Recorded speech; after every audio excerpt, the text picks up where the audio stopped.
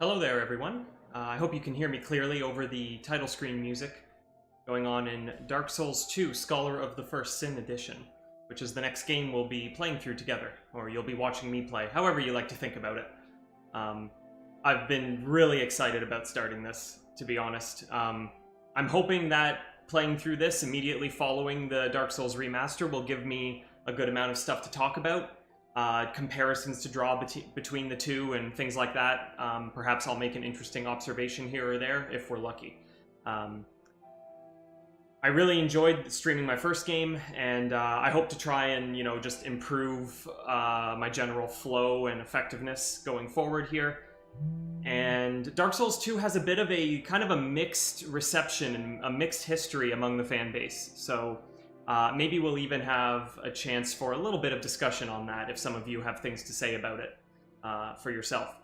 Just a little bit of technical background stuff here. Just a reminder, I am running this on my own. It's a one-man operation, so I'm keeping an eye on the chat. Let me know if any of the settings seem a little wacky, if the sound isn't very good, the balance is off, visual glitches, anything like that. I am still kind of learning how to run everything properly here. I did test this before I started today, and things seem good, but I am open to feedback on that. I don't think I've really listened to this song very long before. It's getting into parts I don't recognize.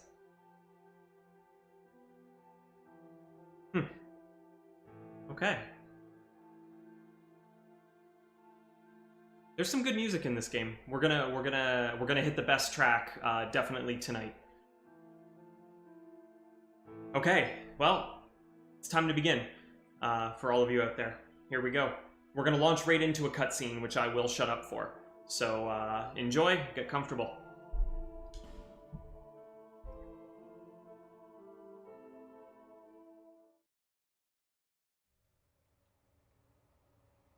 Perhaps you've seen it, maybe in a dream, a murky, forgotten land.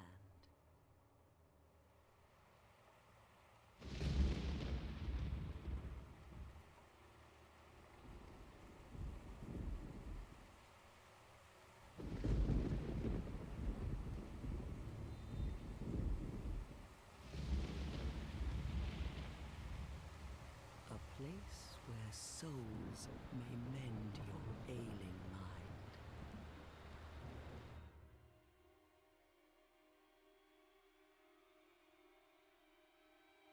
You will lose everything.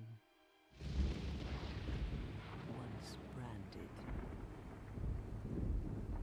the symbol of the curse, an augur of darkness. Your past, your future, your very light.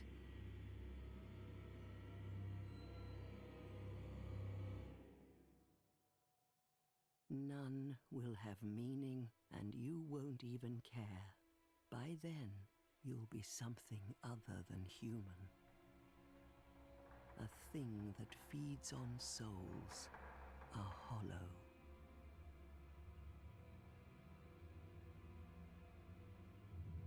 Long ago, in a walled-off land far to the north, a great king built a great kingdom. I believe they called it Drangleic. Perhaps you're familiar. No, how could you be?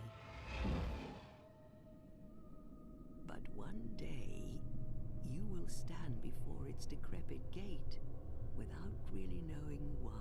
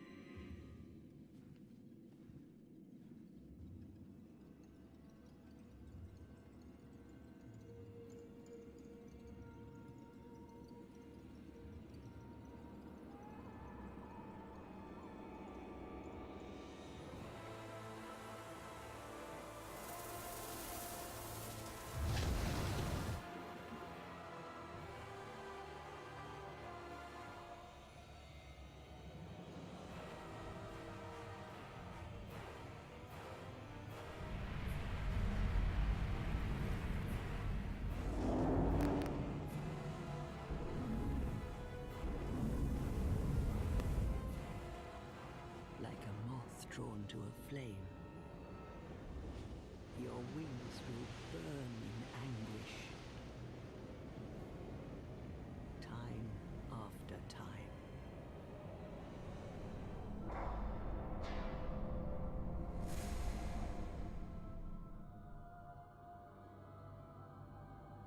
For that is your fate. The fate of the cursed.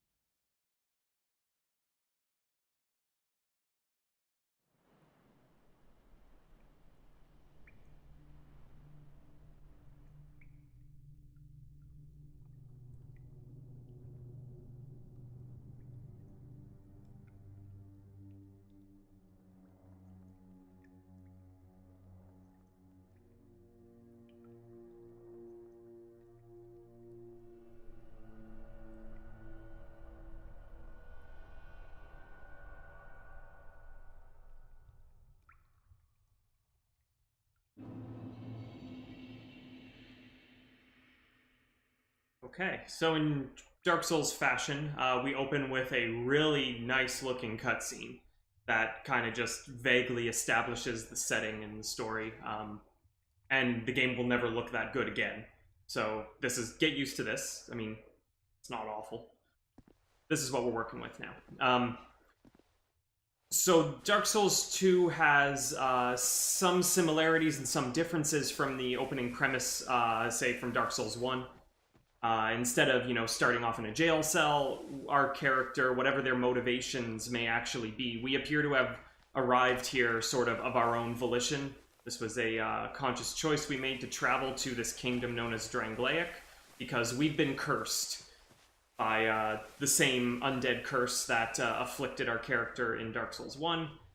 And we're traveling here to try and, solve the mystery of the curse. Probably to cure ourselves, but possibly we have the goal of ending the curse entirely. As usual, it's not perfectly clear. Not perfectly clear who that old lady is or why she knows all that. On and on like that. And you'll also notice that we haven't actually hit a character creation screen yet. When you start the game, you have this just generic form. I haven't chosen a character class. I don't have any equipment whatsoever to work with. I have no starting class gear. I just have this generic imported outfit. Hemp hood that fully covers the face, provides little protection from the elements. The cursed souls who wander the lands have a strange way of ending up here, as if drawn from afar by some force. So the cursed, the undead, wind up here one way or another, much like Lordran in Dark Souls 1. I think we can grab that. I have played through this one a fair number of times as well. I don't expect that I've got everything memorized. But we're going to do our best and try not to miss anything too major. So we're drawn to the light, we're drawn to this cabin. Let's check it out.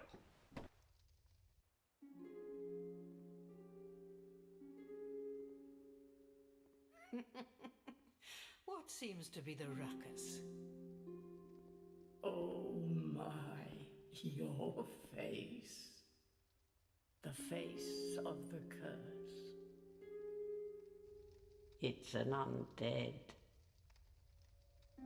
An undead has come to play. They all end up here. All the ones like you. You spoke to that kind old dear, didn't you?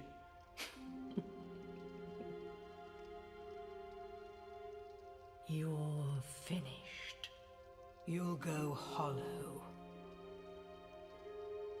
Yes, you'll become one of them. Hollows prey upon men, feast upon their souls. This is the fate of the cursed.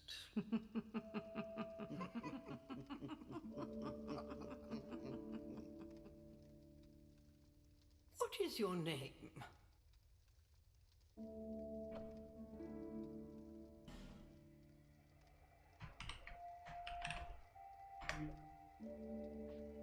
Go with that. So, in the future, if you'd like to co-op or invade me or anything, that's the name you're looking for. At least you know your own name. Here's your reward for sharing. It's a human effigy. Take a closer look. Who do you think it's supposed to be? Think back, deep into your past. Yes, it's an effigy of you.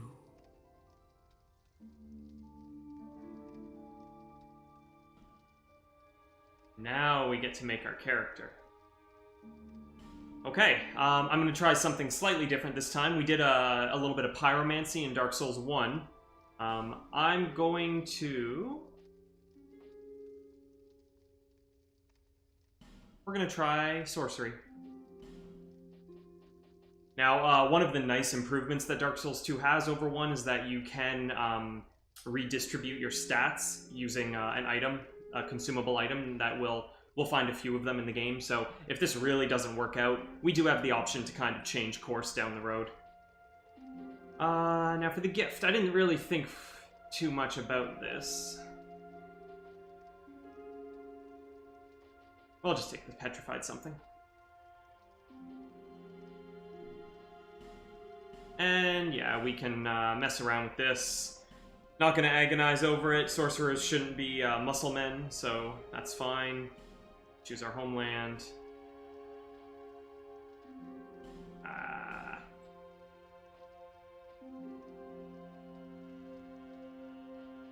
The character creator is a little more in-depth here compared to the first game, if I remember correctly.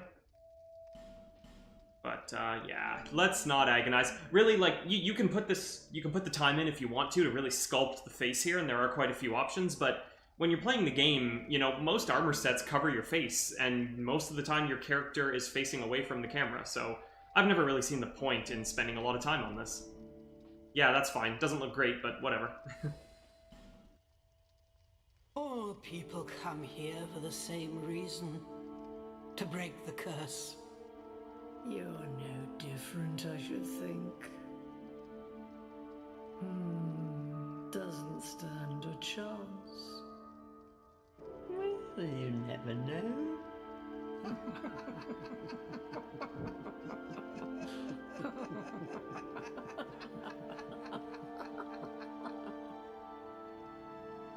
Go through the door and trot along to the kingdom. But remember, hold on to your souls. They're all that keep you from going hollow. Oh, I'll fool you no longer. You lose your souls. All of them. Over and over again.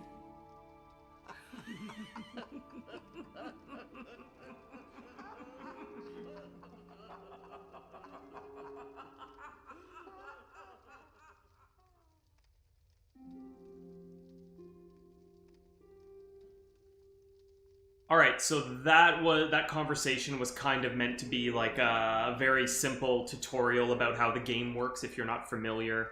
The fact that like your souls are your currency and what you're supposed to be, you know, accumulating.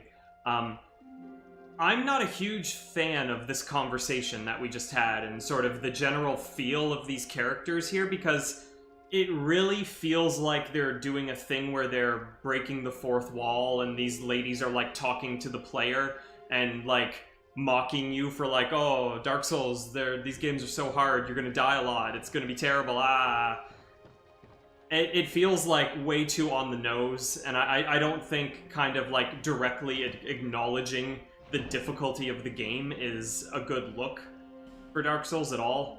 I really don't think that that's the right way to present this stuff. It kind of clashes with everything else about the game. So yeah, kind of a bumpy start, I guess you could say.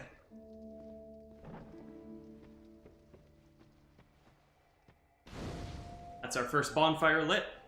Hooray. We can rest at it, as always. Now you'll notice our first option is travel. In this game, you can warp between bonfires immediately. You don't have to reach a certain midway point in the game to get that ability, and every bonfire is warpable. So it's much easier to travel around, and the layout of the game and all of its major areas are designed with this in mind. The music is getting a little bit loud for me to hear myself while I talk properly, so I'm turning that down. Hopefully it didn't completely mute it on your end. Up. Just gonna punch this wagon a few times. Hey, grab that. Okay, oh, and we got a torch. Yes, the torch system is a whole other thing here. We go ahead. Yes, okay, so you can see there's a torch with a timer next to it on my menu here. I have 5 minutes of torch time. So you have a torch by default. It's not an equipped item. You just always have it. And picking up torches adds 5 minutes to the burning time of your torch. Oh, that's interesting. The Sorcerer starting class I see here doesn't come with a full set of armor to start with at all. So I could slap these back on if I wanted to. Sure. I do have a dagger and a staff. And as you saw earlier, I do have spells available. It looks like I had turned off the HUD the last time I played this. I'm going to turn that back on for now until we feel a little more comfortable. I also got 10 life gems you can see in the bottom there. That's another change. There are life gems in this game, which are a healing item that are consumables. So rather than simply relying on your Estus Flask all the time that gets replenished at a bonfire, you still do get an Estus Flask, and it works the same way. But in addition to that, you can find these life gems, and as you go through the game, you'll find stronger life gems that heal more. And it gives you a little bit of an extra capability of healing, so you have to kind of balance between the two. It's an interesting change. It's another thing that I'm sure if you ask around, some people were a fan of it, some people were not a fan of it. Now, there's this guy here. I've backtracked a little bit. You can actually go run into this guy before you enter that cabin, and you can try to fight him as that generic identity that you start the game with. It's very, very hard. You do basically no damage. I'm going to try and just, do the magic thing and shoot him a lot now. I don't plan on overly relying on spells with this character. I am going to commit to still, using a melee weapon, preferably one that scales with intelligence. And... okay.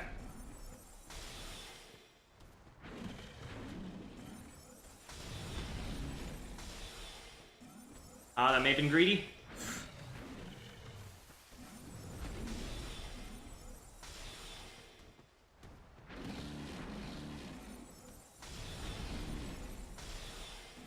One more.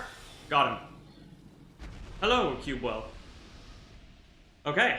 So yeah, having, that was a stone ring. Having soul arrows at the start of the game with this class and everything, it does help out on this little bonus fight at the start. Gold pine resin, that's electricity.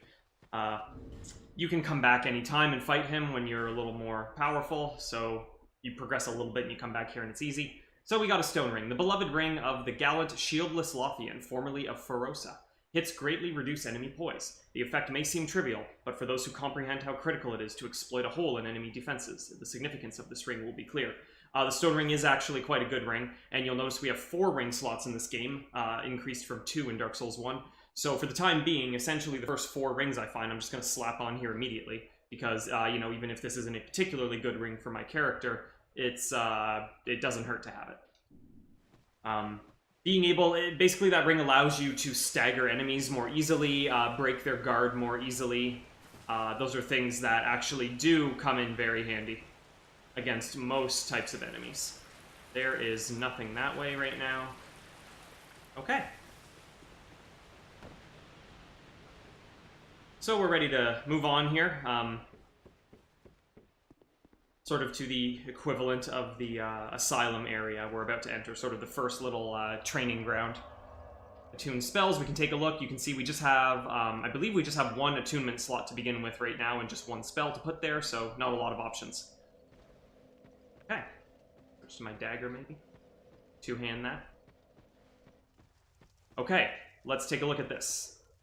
I can light my torch here. So this is a system that is integrated throughout the game. We will run into torches like this, and we will run into places where we can light the torch. Now you'll also see there's a timer winding down. There's a timer ticking down in the lower left there. That's how much longer I have for my torch burning.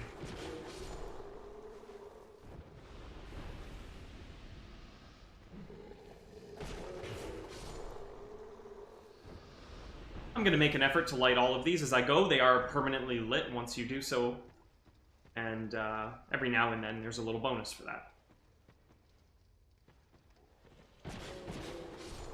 Really, these starting enemies, their biggest advantage is camouflage, because they tend to blend in with the walls around here. So you can kind of get jumped by one if you just walk right past it. We can backstab. That is what the backstab looks like. The sweet spot to get a backstab is a little bit trickier in this game compared to the first one. Again, another decision that some people liked and some people didn't.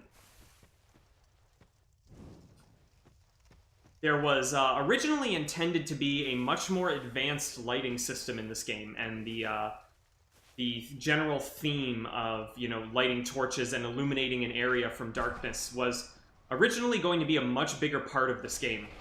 But due to technical limitations in development, they had to scale back that idea. And you will see that. There are points in the game where you will notice that. Areas that are dimly lit and can be brightened up with torches, but areas that, you know, as long as your monitor settings are okay, you can still see where you're going and you can manage without lighting them. It's absolutely not a requirement. It's just something you can do if you want to. And at one time, they wanted to go a little more extreme with that. And, I mean, I've been told it was for technical reasons that they didn't follow through with it, but it may have been for other reasons. In testing, they just determined that it would have been a little too frustrating to have a bunch of areas that are pitch black that you can't see in until you light them up. There's also a handy-dandy little durability bar underneath my knife. You can see I've used up, like, I don't know, maybe 1/8 of its durability here. Your weapons replenish their durability automatically when you sit at a bonfire in this game. That is another change. But you do want to keep an eye on that.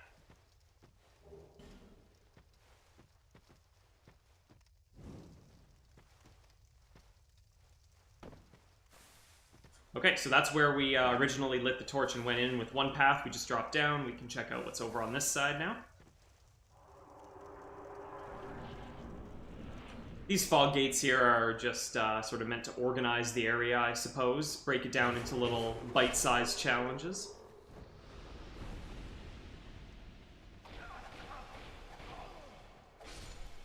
As you can see, even as a mage with my little baby dagger, I do enough damage to these starting enemies that I can just combo them with before they do anything. So here we have our first little jumping challenge. There's also a ladder we can climb up, but let's see if we can make that jump. Let me give it a test run here. Just make sure I have the feel down. Okay, a little hop there. A little realistic jump. No Super Marios around.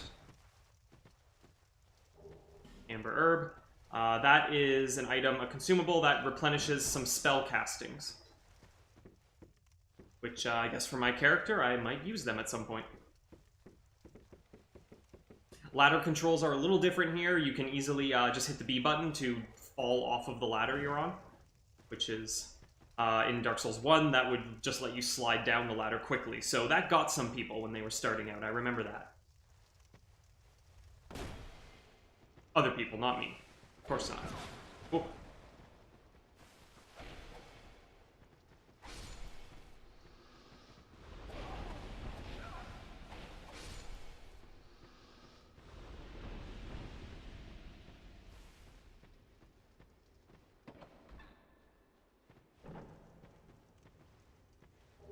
Cracked Red Eye Orb, one of them. That allows you, it's a one-time use that lets you invade another world. Don't plan on doing a lot of invading here, not going to be the focus, but maybe we'll try it at some point.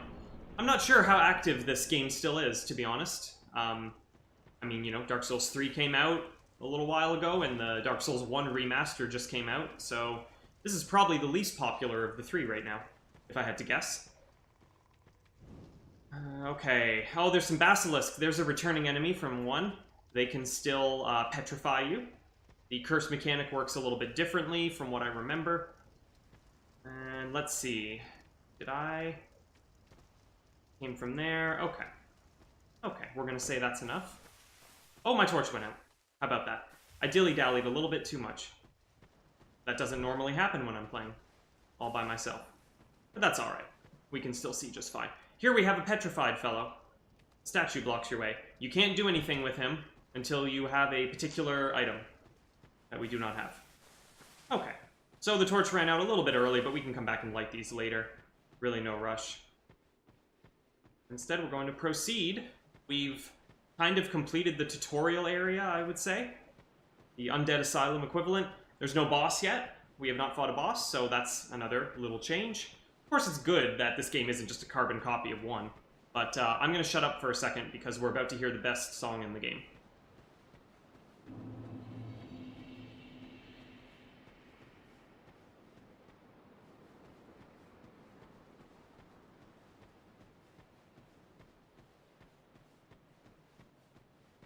Okay, there it is.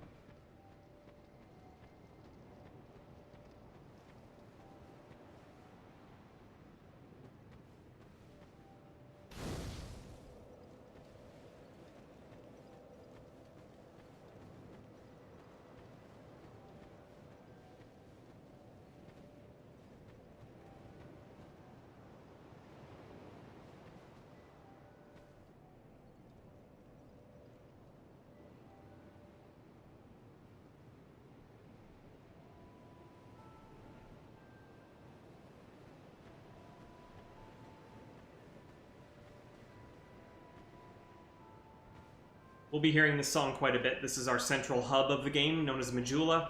And this is our level up lady. Are you the next monarch? Or merely a pawn of fate? Bearer of the curse, I will remain by your side till this frail hope shatters. Take this with you. May it ease your journey. Got our Estus flask. Go on and see the king. He who made Drangleic what it once was. He who peered at the essence of the soul. King Vendrick.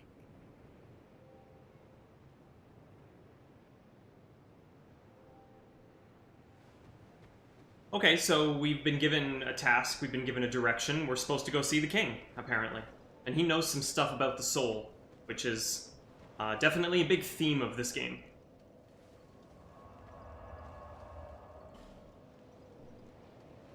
So, you don't level up at bonfires anymore. You level up by talking to the Emerald Herald, who is the lady we just spoke to. You can travel and attune spells, and you can burn things for certain effects, and you have an item box for item storage from the start. You don't have to buy it.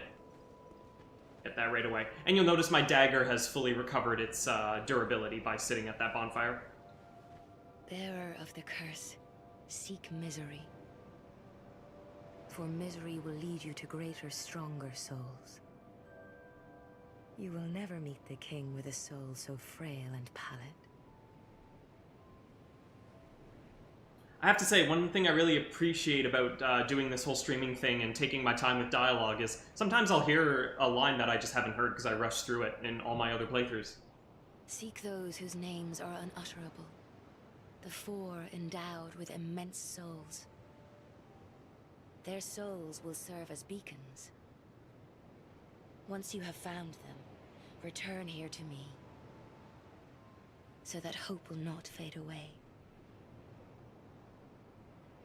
Bearer of the curse, seek souls, larger, more powerful souls. Seek the king. That is the only way. Lest this land swallow you whole, as it has so many others. Okay, so we got through some dialogue, we learned a bit more. Before we see the king, there are 4 great souls we have to go find. And that sounds a lot like the second half of Dark Souls 1, where we had to find 4 great souls for the Lord Vessel. In Dark Souls 2, they kind of flipped the structure of the game a little bit, where we, in principle anyway, we have kind of 4 branching paths to explore first, before we can move forward from that. We can also level up here. Now, I can talk briefly about the stat system, sort of how it's different. You can see there's a whole lot of numbers on the screen right now, so I'm not going to dwell on it too long. But the stats are a little bit more complex here compared to 1. In particular, you have a stat here called adaptability. And leveling this up will, at some point, eventually, increase the stat known as agility, which is right now at 89 for me, right above poise, you may see there. This is important because agility determines how good your roll is. It determines how many invincibility frames you have in your roll. In this game, your roll starts out as a very terrible roll, a very ineffective roll compared to what you might be used to.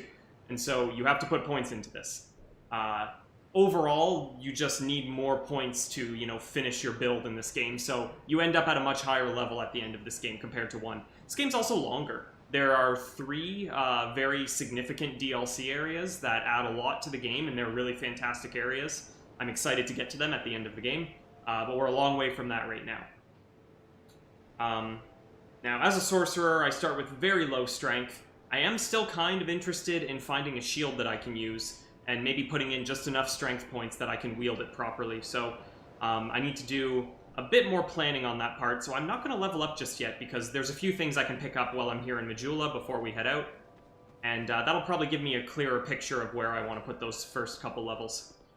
Let's talk to our buddy here. No, first, let's read this plaque. That number there, 272,310,848. That is literally the number of deaths that players have experienced in total worldwide on this game. I think it's on the PC platform only, but it's quite a lot of death. Kind of a goofy little extra that they put in there to be able to see a stat like that in-game. Again, it is a bit of a fourth wall break, I think, kind of embellishing and just reveling in the, ooh, this game's so hard type of angle, which I don't know how much I like it. This is certainly more subtle and less in your face than that conversation we had earlier with the old ladies, so I don't really mind it. You're undead, aren't you? You have that distinct scent, the smell of irreversible fate. This is Majula. It is a kind of settlement. A place where life is almost normal. And in Drang Lake these days, there are very few places like that. So the fellow we're speaking to here is a spiritual successor to the crestfallen warrior that we found right near the Firelink Shrine bonfire in Dark Souls 1. I think it's the same voice. I don't actually remember. But definitely the same personality, the same general attitude. This is a dude that was sort of set down the same path in life as us, and he's maybe a little bit further down the road, but he chose to kind of give up. I am Soldan. And like you, I lost everything. And now I'm here. You probably heard that it was possible to break the curse here. Well, that's not true at all. There's nothing here for you, me, or anybody. Do you know much about souls? Even I'm not certain, but I'm told that the soul is the essence of life itself. Anything living, sentient or no, supposedly has one. What we call the curse is traceable to the soul. Do you see what that means? To be alive, to walk this earth. That's the real curse, right there. We undead will never die. And that's quite a predicament, really. There are 4 beings in this land with giant souls. And wherever you go from here, you'll sooner or later come up against them. Each has a powerful soul and a terrible curse. If that frightens you, then you ought to just give up right now. Like I have. Do you ever cry out for help? The journey of an undead is long and treacherous. You'll face invaders from other worlds at every turn. If you need help, why not proclaim faith in the Blue Sentinels? When you face danger, the Blue Sentinels will come to your aid. Protection is yours, if you wish. You need only accept their kind embrace. Okay, so we've stumbled into the first covenant of the game, and there's really no reason not to join it, so we will. And there's a little logo in the upper left that gets filled in, just like that. So now that reminds you what covenant you're in at any given moment. And we got a ring called the Blue Seal. That is a wise decision. People are weak, but the Blue Sentinels watch over us in their benevolence. Let the Sentinels cradle you in their embrace. Great. Alright. He has said quite enough, I think. Okay, so we're in the Blue Sentinels, we're in the Way of Blue, which has a relationship with another covenant, the Blue Sentinels. Let's take a look at that ring. Ring of the Way of Blue Covenant increases HP slightly. The Way of Blue is not a developed religion. It is a humble prayer that spread naturally amongst those seeking help. When Apostles of Blue are invaded by dark spirits, they can receive assistance from Masters of Other Worlds. So that's basically what it sounds like. If you are wearing this ring and you're in the Covenant and you get invaded, if there is a Blue Sentinel member that is, meets the matchmaking criteria, they can get summoned to help you. In practice, don't know if that's actually gonna happen much. But we do get a very minor bump in our HP from that, so why not wear it while we have spare ring slots open? No downside at all. Okay. Just gonna scrounge up a few items in Majula before we move on from it. So bear with me there, and then we'll be back in the action soon. That's locked, and this guy's locked out of his house. Now, this window I think he could fit in, but we're not going to worry about that. Who are you? Oh, it doesn't matter. Just help me open this door. I packed my tools in here, seeing it was vacant. But now somebody's gone and locked the door. Alright, so yeah, that's a blacksmith. He will be helpful. I don't know his name offhand. I honestly don't know if he ever gives you a name. Oh! Okay, no, I think he does have a name. We're gonna have to wait and see when he tells us. But anyway, we're gonna find the key to that door later, and then we'll let him in, and then that'll be an area where we can go to upgrade stuff and all that goodness.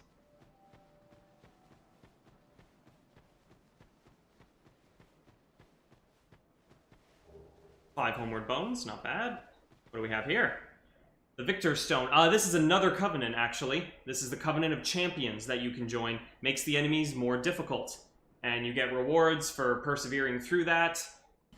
I want this to go as smoothly as possible, this playthrough here, so we're not going to be taking that option, but basically it's like a voluntary hard mode you can turn on at any time. I really appreciate that it exists, and I have done it, but it is not for today.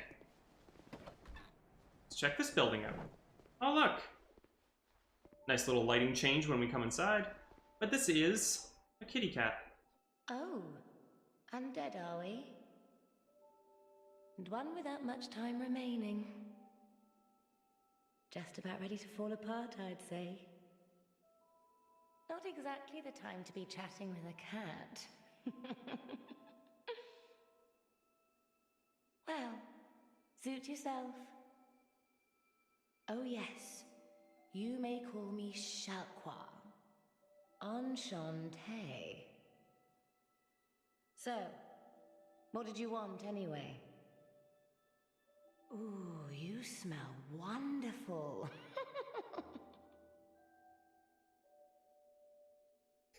Okay, this is a kitty cat that sells stuff. Sells many rings, none of which we can afford right now, but Ring of the Evil Eye, you may remember from Dark Souls 1, does the same thing. Silver Cat Ring reduces fall damage. Red Eye Ring, yeah, you get it detected more easily. The Name Engraved Ring is good for co-op and such. You can more easily match up with people that you're trying to match with from real life. Ring of Whispers has kind of a niche use for sort of a side quest thing. Some general consumables, a lot of this will look very familiar. And that's what she's got. You can check the status of your covenants. As you discover more covenants, they will be filled in here. And you can leave your covenant that you're currently entered into. Let's try talking once. This place is already dead. Everything will crumble and waste away so that something new may be born.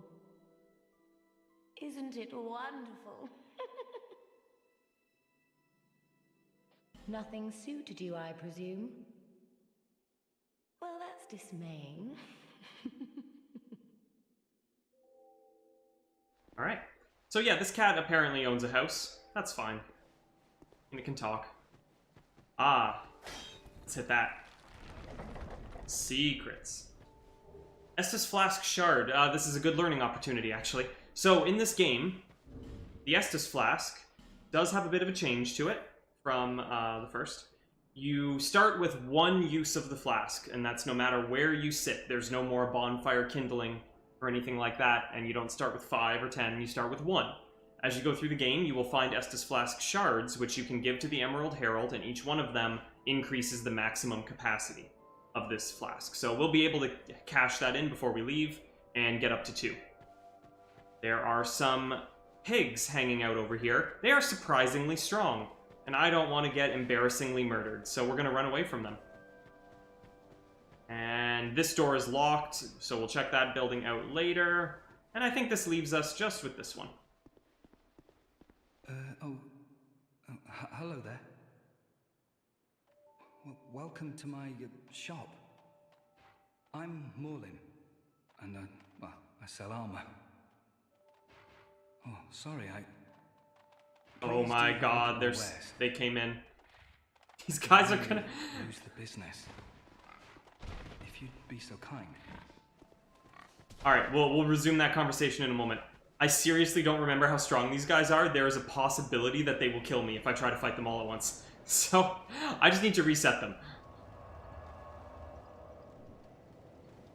Okay, they should be back at their starting point, and we should no longer have beef. Or pork, even. That was pretty good. I did a good job on that. Oh, hello again. I hope you find something of use. Alright, so this sheepish guy is a armor salesman. He's got a few things, actually. A few shields. I'm in the market for a shield, but looks like I need at least 10 strength to use any of these shields, and I don't plan on putting that many points into strength. I can see on my OBS screen here that I am dropping a fair amount of frames right now. If anyone's noticing any disruption on the stream, give me a shout. I don't really know what I could do. I mean, if it got really bad, I would just try restarting things. but let me know what you're seeing, if there's an issue or not. So anyway, there's a few armor sets here, nothing terribly interesting, nothing we care about all that much, but his inventory will update as we go through the game. I do hope I see you again.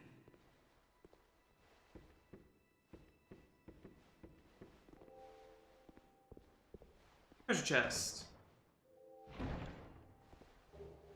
We got a Titanite shard. So Titanites in this game, it is still the material that you use to upgrade your weapons. The general upgrade and infusion system is a little bit revamped. We will explore that as we progress.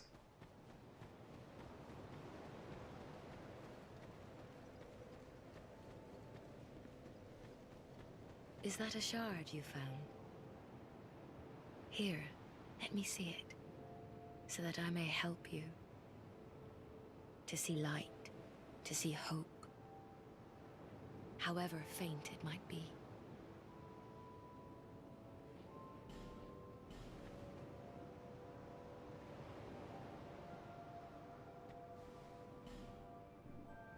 Alright, now we have 2 uses of the Estus Flask. Fantastic. And of course we still have life gems as well. I am going to keep those on the hotbar. And Homeward Bones are usually handy to have around. Alright, we're going to exit Majula in this direction first.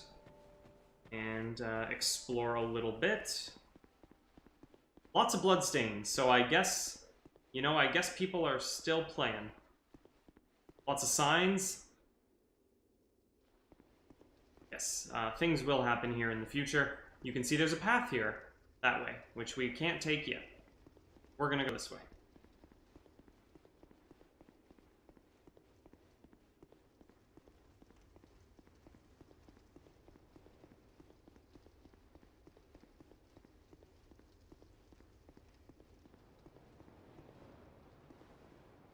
Chest. I think there is Crimson Parma. There is a shield in here. Parma is a type of shield. Oh, you need 6 strength. Okay, the fancy name and nifty paint are surely a merchant's efforts to make this very ordinary shield more attractive. So yeah, nothing too special. Blocks 75% of physical damage. So nothing great, but it only takes 6 strength to wield it. That may be one of the shields that we settle for at some point here.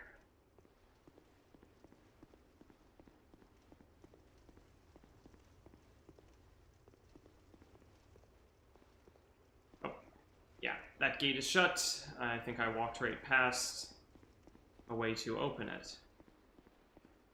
It's easy to miss.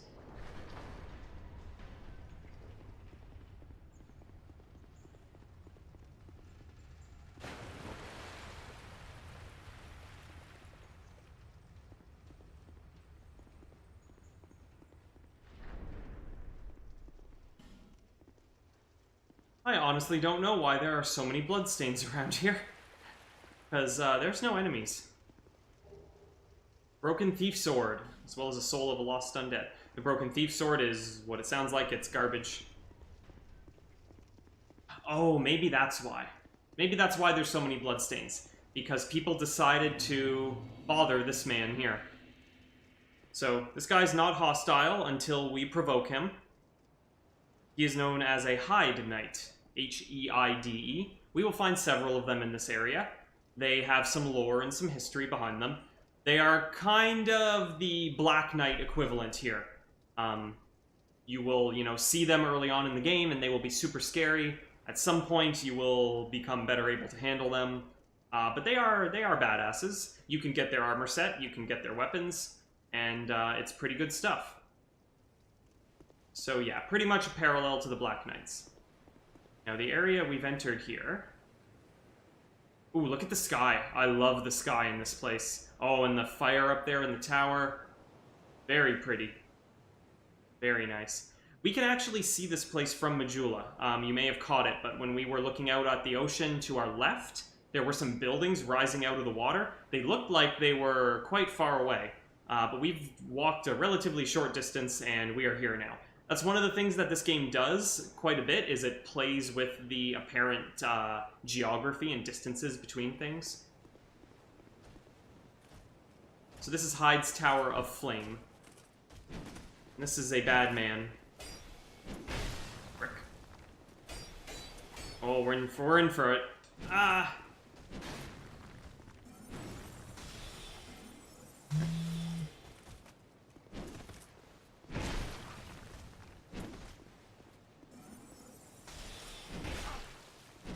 Ah. A little bit overconfident there.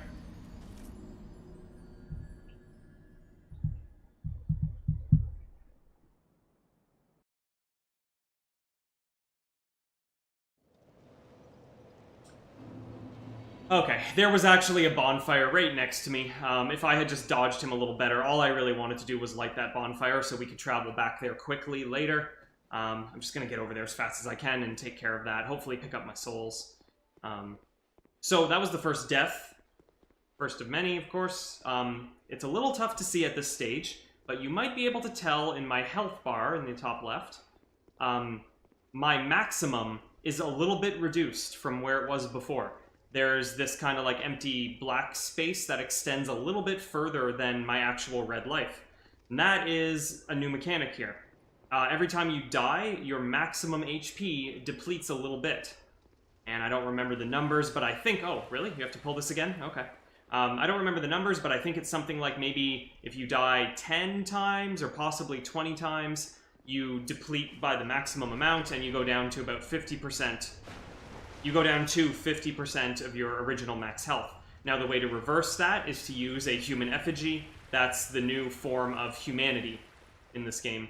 Using a human effigy undoes this gradual hollowing process and returns you to your true maximum HP. And you progressively look more and more shitty as you hollow out more and more. So they refined this mechanic a little bit from 1. They played around with it. And that's how it works now. Okay, we've lit the bonfire. We've safely rested. This allows us to warp now. I'm going to try and grab my souls. And there they are. Dodge him. Whoa. So, dodging is extra tough at the beginning of this game because, as I said, your roll is very crappy until you level up your adaptability a little bit. But we got out of that okay. Alright. We are going to grab a couple of levels and then we're going to be done. Sure.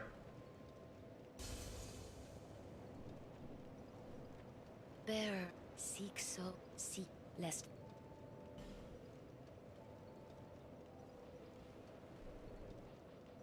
We could go right to enough strength to wield that shield. I don't know if that's a wise investment right now. We're doing it. It's happening. Okay, we have a shield now.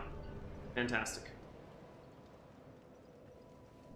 Now, if I remember correctly, the equip load weight system in the game is a little refined and a little different as well. I think as long as you're below 30%, you have the most, you're as agile as you can get. Oh, there you go. If I take off my hood, you can see I'm starting to hollow out already from that first death. You know what? We'll go down like that.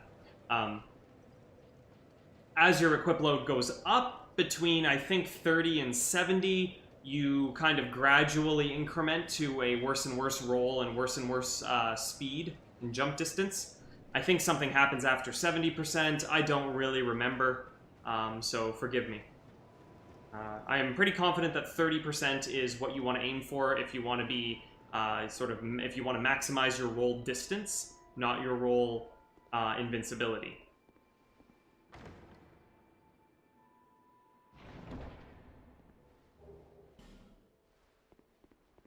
Rusted coin is a consumable you can pop to temporarily increase your item discovery. Alright, so we're on our way. We've left Majula. We're headed down. This is one of the 4 paths radiating out from Majula that eventually leads to one of the Great Souls that we are trying to find.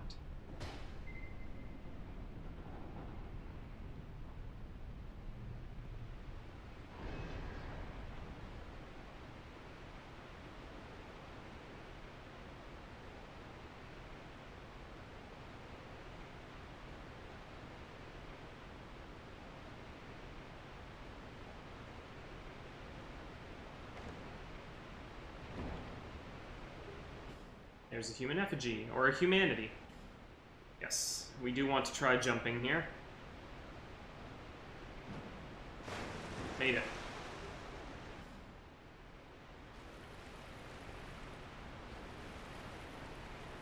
This was just a slight alternative path. We could have gone down the main path and win. Either way, we arrive in the Forest of Fallen Giants.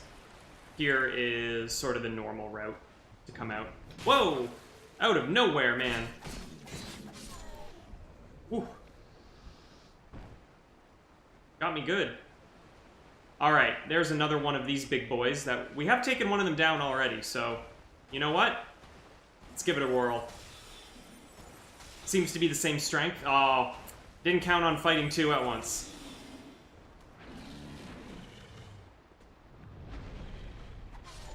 Okay.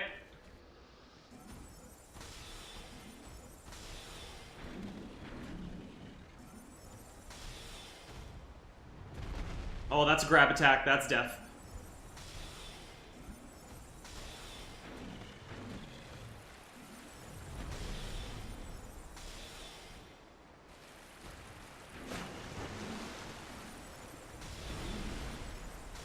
Got him. Whew. All right. Decent chunk of souls from that. I didn't actually see how much. Hello?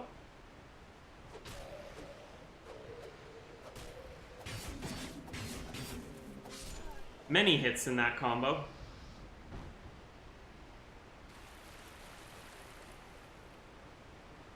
And a bonfire.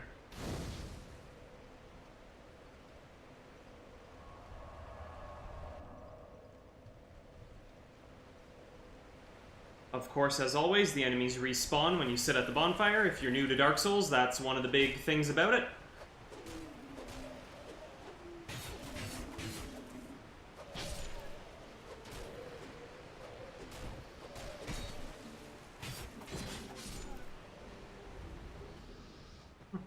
Some gloves.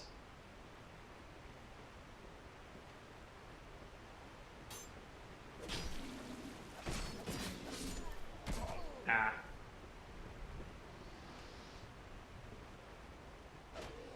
Alright, this guy's a little more well-equipped than the others. He has a shield and he has a much longer sword. Backstab does good damage.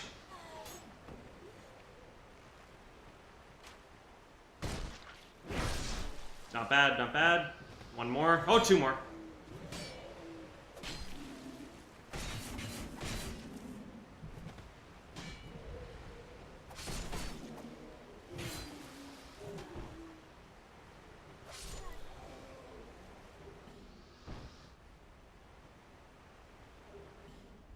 Oh, bandit's knife. Let's take a look at that, because we have a dagger right now. The bandit's knife requires a bit more dexterity than what we've got right now. We're sitting at 7 dexterity. But I wouldn't be surprised if that's just kind of a slightly better knife for most of our purposes. Alright. Good to know.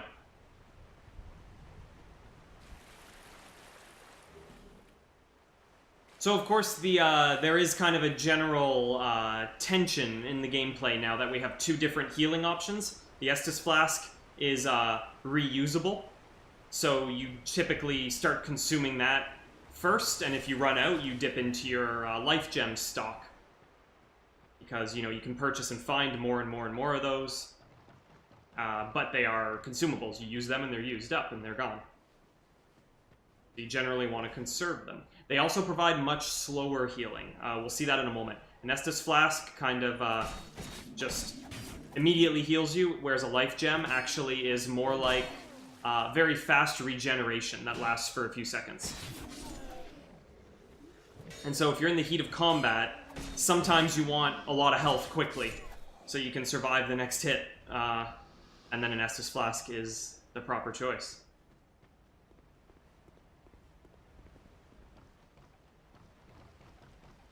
Ah. Friends on the Ladder, classic.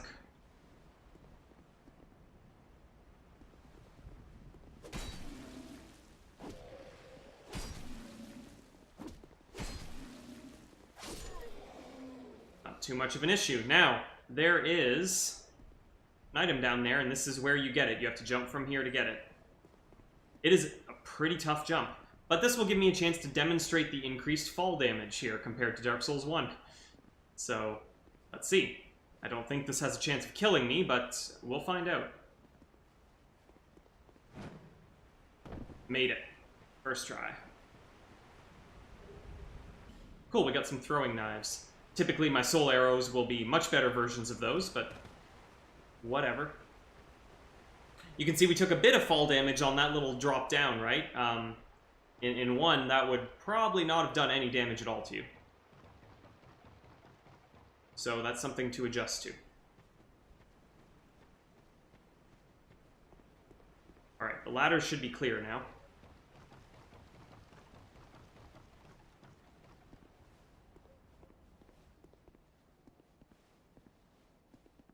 Boss ahead. That's not true at all. Unless they mean gravity. The final boss of all Dark Souls games.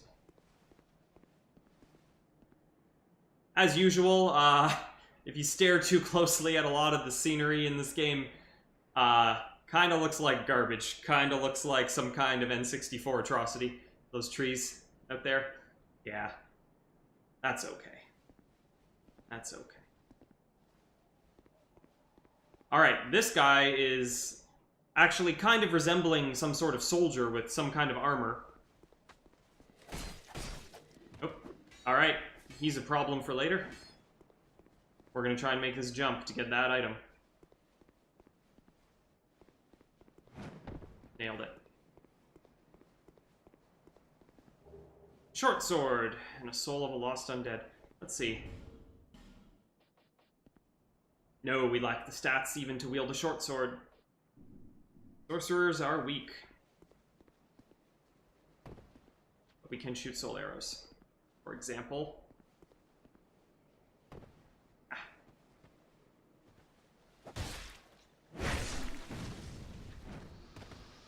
Gotta watch my back here. A lot of these corpses will get up and, in fact, be enemies. Ah, glad I can lock on from so far away. See, every now and then I'm gonna lean on the advantages of being a sorcerer to take care of stuff like that, but as you can see so far, I have been relying on a melee weapon. And I intend to keep doing that.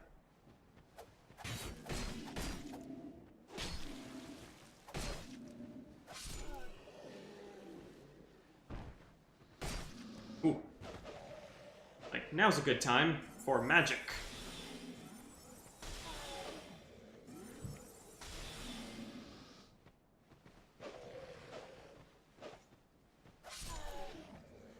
Oh.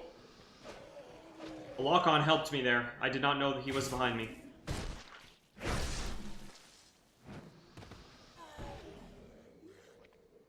But soldier shield. Let's compare that, actually. Same strength requirement. It is worse in nearly every way unless I'm blocking magic, which I won't be doing much of.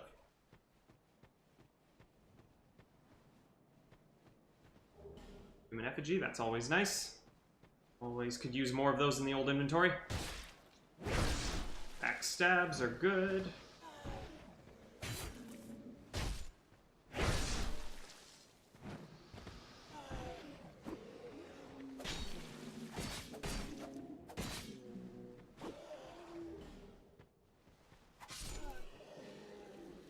Right here we have another torch that could be lit. For little to no benefit as far as I can tell, because we're in broad daylight here. I don't know if I've ever lit that torch, but actually I currently have no torch time, so can't do it. Broken straight sword. Don't want that. Okay, did we get all of them? Nope. Quite a few here. Gotta keep an eye on my dagger durability. It's about halfway spent. Although, I think I actually have a second one. Yep. So at this point in the game, when I haven't upgraded any weapons, a dagger that I find on the ground is just as good as the one I'm using right now. So I've got a backup option there right now, which is good. Puts me at ease. Okay, I think we cleaned them up. Health's looking a little bit low, but I'm gonna be a little bit aggressive about healing, about waiting to heal, and I'll wait until I take a bit more damage, which may or may not work out well. This guy's trying to get the drop on me, but he doesn't realize that I can see him already.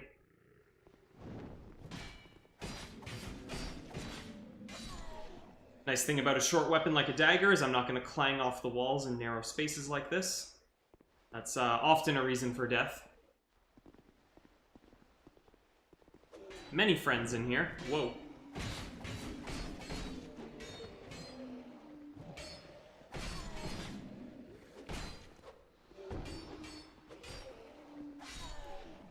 Just gotta be patient. Don't bite off more than you can chew.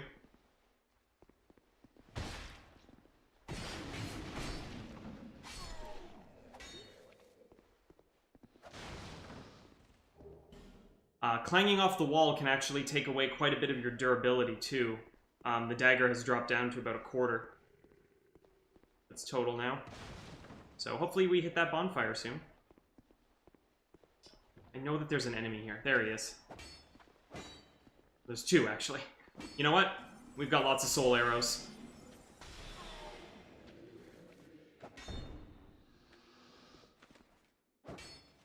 Can't lock on. There we go. 2 shots, not bad. Sorcery definitely doesn't feel underpowered at the start here. It is a really nice advantage to have, to be able to engage enemies at range and do good damage right from the start. Most other classes need to wait until maybe they can get a bow or a crossbow, be able to do things like that. Like this guy right here, for example, could be a problem if I had to run up to him because there's an enemy up there waiting to ambush me. But now I'm ready. Ah.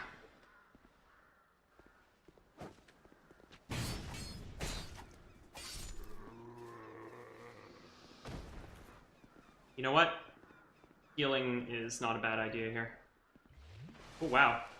Whew. Healing is not the fastest. Actually, if I recall correctly, your adaptability stat not only makes your roll better, I think it makes your healing faster. So, just about any build in the world is going to want to put at least some points into that. Buckler. Ooh, well, that's another shield option, actually. It's quite light. I'm going to take a look at that when I'm not being shot at. Can I can actually, as a sorcerer, I don't have to put up with this. Take that. 15 soul arrows left there. That's half of our total. Not bad, because we are close to the bonfire now, so just gotta play it safe.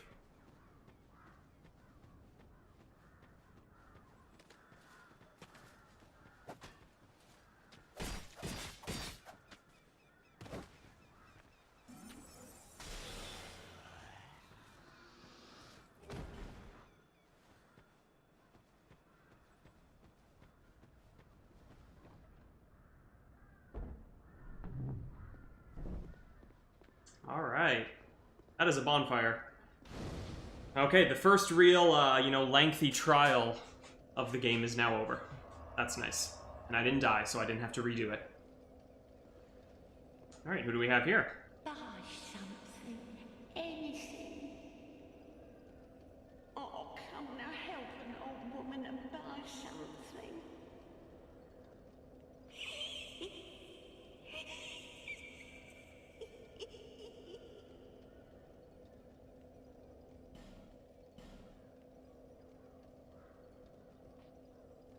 Okay, quite a few options here. We could buy the Cestus if we wanted to start punching stuff. The club, the hand axe, and the broken straight sword. She's selling a broken straight sword. Of course, as a refined, intelligent sorcerer, we have no need for any of these barbaric weapons. Ah, the traveling merchant hat. This is a cool looking hat. I kind of want it.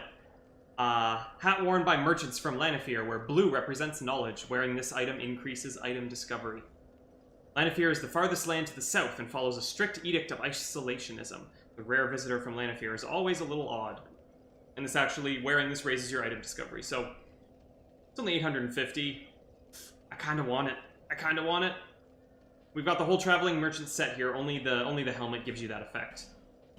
And I'm not wearing a helmet currently, so. Okay. We've also got quite a bit of other things. This is Leningrass Key. This is the name of the blacksmith that I couldn't remember from Majula. And remember, we can warp between bonfires, so I'm probably going to be heading back there shortly. This is a good item to pick up. I mean, we're going to have to buy it at some point. Human effigies, life gems, we know what those do. Amber herb, slightly restores spell uses. Great. Firebomb, you throw it, fire happens. Witching urn, you throw it, magic happens. Throwing knife, you throw it, knife happens. Bright bug, inflict more damage, receive less. A little temporary consumable buff item. I haven't used them very much, so I don't quite know how effective they are. Pharos' Lockstone. So we are going to find Pharos contraptions throughout the game, and they're all going to have slots for these lockstones. So we're going to find lockstones throughout the game that unlock them, and they typically contain little secrets, items, or shortcuts, or what have you. So it is a good idea to pick these up when you can. When I have more souls, I will come back and buy this. It is... I don't know if they are ever required for progression, but there's a lot of good stuff hidden behind them. Fragrant Branch of Yore. Similar type of item. It's a consumable that we're going to need to use at certain points in the game to get rid of those petrified statues. We've already seen one of them back in the tutorial area. And that's about all to say about that. It's quite expensive, so we're not going to buy it right now. Ah, spells. An extra copy of Soul Arrow. There could conceivably be a use for this at some point. Once I get multiple attunement slots, you can put multiple copies of the same spell on your slots, and then you just get more uses out of it. We're not going to use it just yet. There's also Heal, a miracle that uses faith. We're not interested in that for this playthrough. Okay. My name is Valentia. You're a stranger to this land. Oh, we get as strangers these days. Everybody's gone and run off. Dranglake's been a pile of rubble since the war fought long, long ago. And the giants crossed the sea.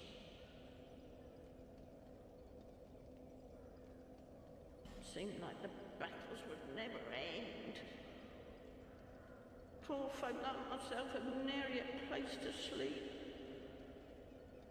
I swear I'll keep all me things right with me. You may travel light, but methinks you bear a burden of your own.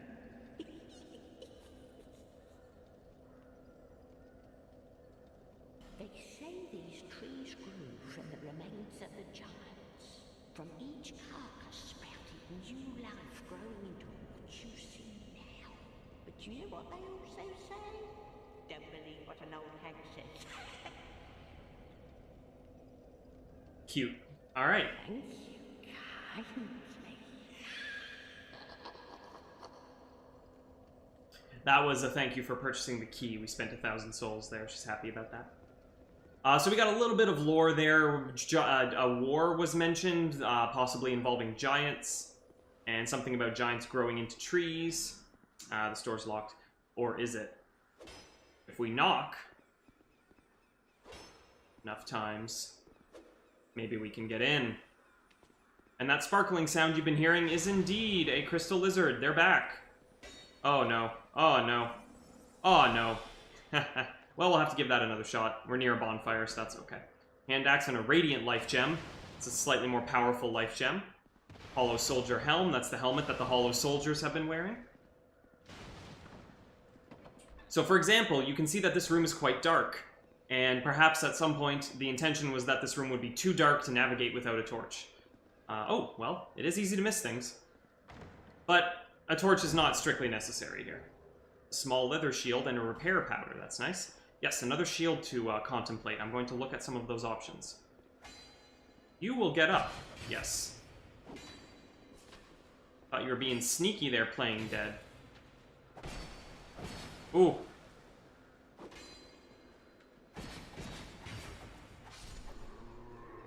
Give me a little run for my money, he did.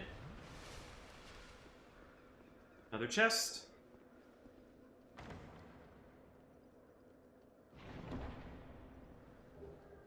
Small white sign, soapstone, and radiant life gem. So that's related to putting down your summoning sign to be summoned for help. It is small because it summons you as a temporary phantom. That has a limited time in the other player's world. We will get a full-sized one soon. Item on the branch. Pick that up. Divine Blessing, that's nice. That was in Dark Souls 1. It's a consumable that fully heals you. Not bad to pick one up this early. Don't abandon them. It's high time that I pick up a move. I've a bargain for you next time we meet my lover. So she's going to relocate to Majula. And in fact, several NPCs that we run into throughout the game are going to head back to sort of our headquarters. Similar to Firelink Shrine. Okay, I'm going to take a quick rest here and try and get that crystal lizard that I messed up before. Because my dagger was not able to reach it. You can maybe hear there's a faint sparkling sound that came back when I rested. Means the crystal lizard has returned.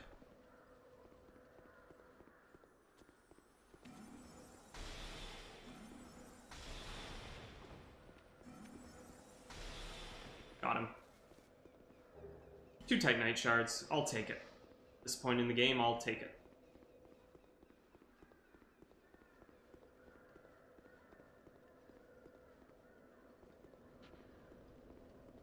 Okay, we can progress by going down that ladder. We can progress by checking out what's over here as well, now that I mention it. I think I want to go this way. Ah!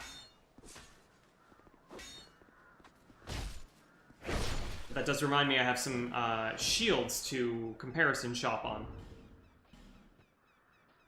Ooh, you only need 5 for the small leather shield. Ooh, you need quite a bit for the buckler. Ah, so in hindsight, I could have kept my strength point, my strength stat 1 point lower, and you just use this shield. 75 damage reduction. I guess. Yeah, and you know, in a lot of ways, it's a little bit better than the Crimson Parma. And it's lighter. Wow, lots of reasons. Well, I guess we've got 1 more strength point than we actually needed. That's okay. At some point in the future, I will respec my character. I'll choose my stat points again. And at that time, I can maybe trim that down. Oh. Ooh, ooh. No, this is not what I wanted. This is not what I wanted at all.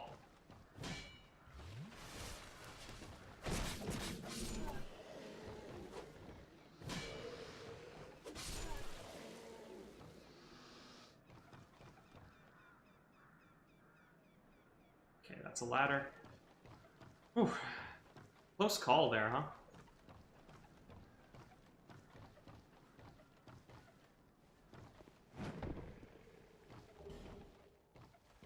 What do you think of that little gentle, like, floorboard creaking, squeaky sound here?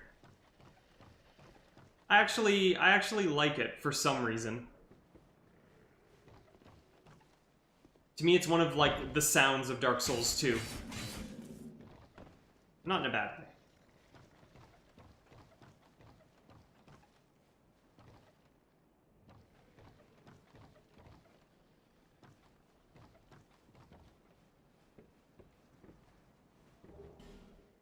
I think we just grabbed a torch. That's nice. You're the one I knocked down. Shoot. I really was hoping that swing would take care of him so I don't have 3. Ah. Oh my god. Oh, okay. Just how are there this many? Oh.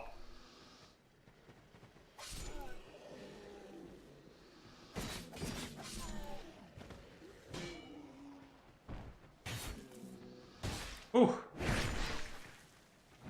There's more over there. Okay, safe for the moment. We got a life gem. Yeah, let's use it. So you can see there the life gem taking effect. My health is slowly climbing up.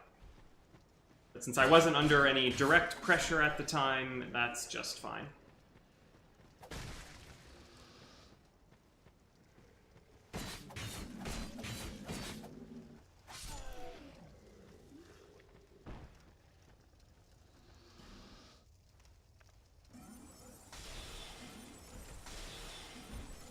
Greedy. Oh.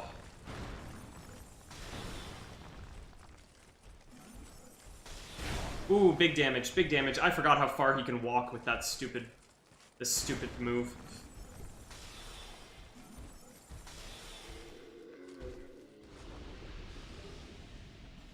Those are very heavy. We will never wear them.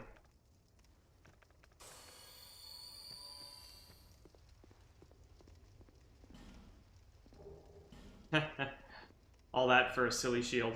Regret indeed.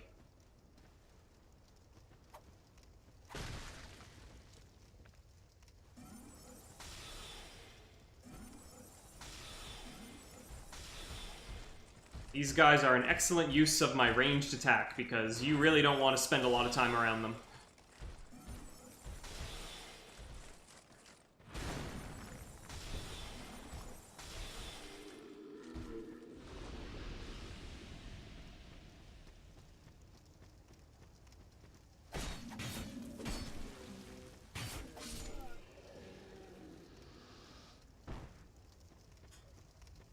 Okay, there's a treasure down here that we want.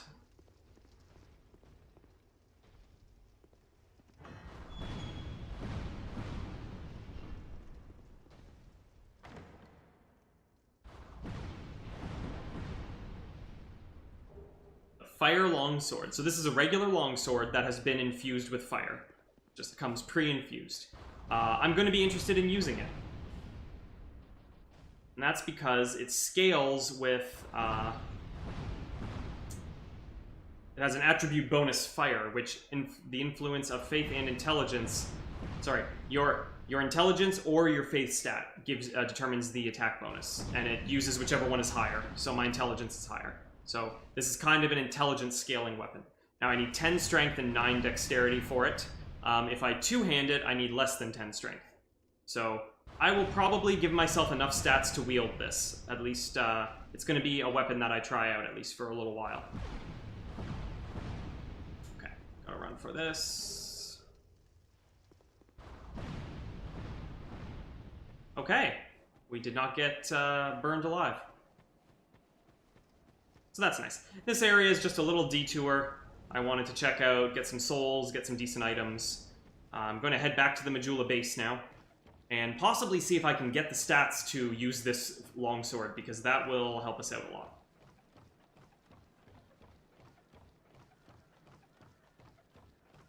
For the time being, I'll probably have to stick to two-handing it. It's possible, if I like it enough, that I will bump my strength up a bit more so that I can one-hand it.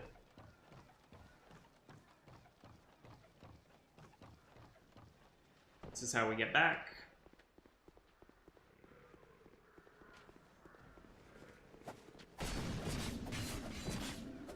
Okay. I was a little hasty. That was a little bit... That was greedy. Yep. I kind of assumed I could just blitz through him and then run up the ladder. Not so. So we're gonna go back and pick up those souls, because that's a sizable chunk of souls at this point. Shouldn't be a long walk. But of course my maximum HP has gone down a bit more.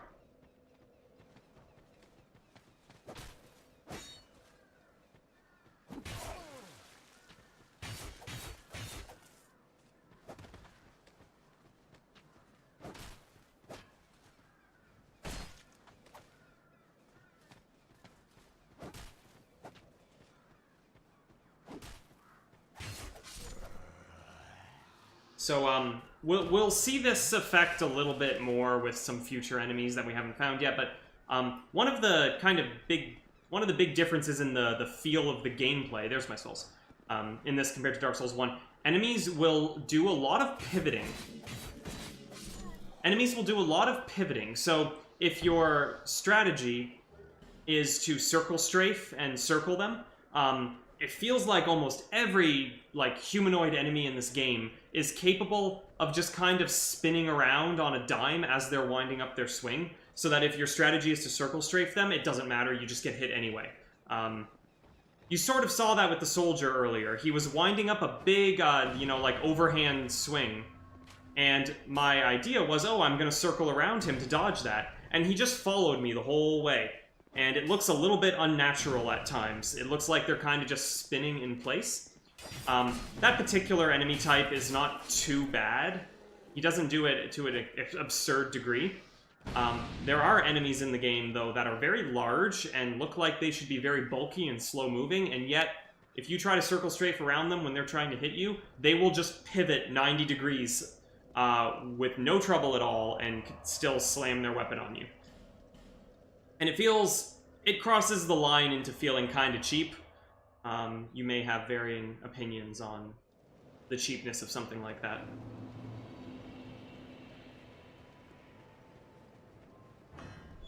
Okay, so the blacksmith can now get inside. He is no longer required to simply probably step over this wall and enter through this window. He could have done it any time. We've spared him from such a fate.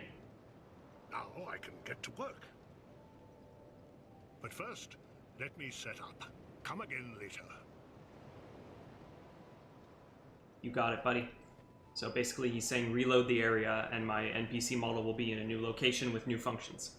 I'm going to feed my cats now, so just give me 1 minute to take care of that.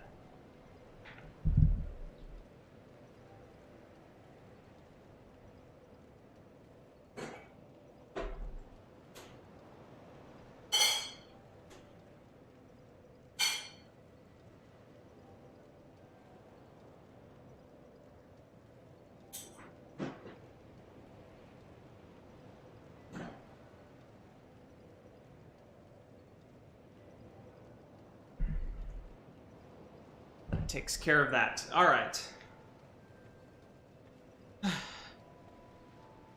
We've got enough souls for a few levels, which is good. I want to try and use this fire-long sword. Seek soul, seek lest this. Oh. No, we didn't find one. Any reason I explain everything? I don't know. It's kind of just I'm kind of just finding the style I want for this game. I was hoping, or my idea is that maybe not everyone watching this is familiar with the games, and so I wanted to give just a little bit of information as I go. Every now and then I'll have some comment to make about lore. Not an expert on it, but there are some things I can add here and there. I like, in particular, now playing 2 after playing 1. I'm hoping to be able to talk a little bit about the differences between Dark Souls 1 and 2. Just put a few points into strength when I don't think I meant to do that, but, you know, we'll get more levels soon. It will not be a huge deal in the end.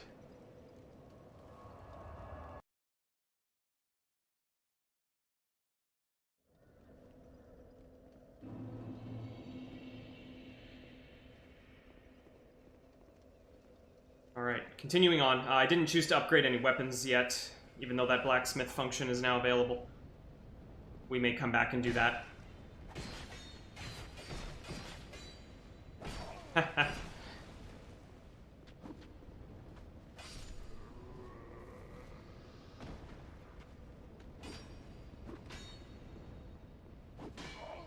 There you go, see? I mean, his weapon's quite large. It's reasonable for him to have a very good reach with it, but, you know, my idea to dodge that big wind-up was to circle around him. And, yeah, most enemies in this game will just defeat that strategy and just pivot and reach you with their swing anyway. So I guess I have to stop doing that.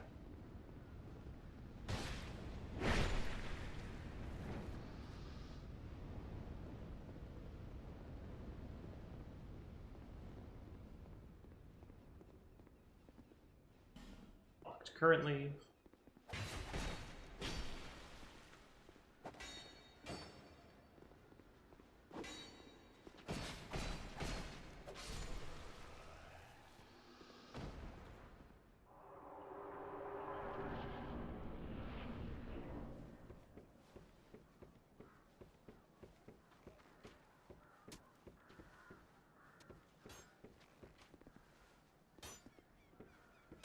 Okay, we've got a choice here. Whoop, whoop, whoop. Gonna explore this direction for now.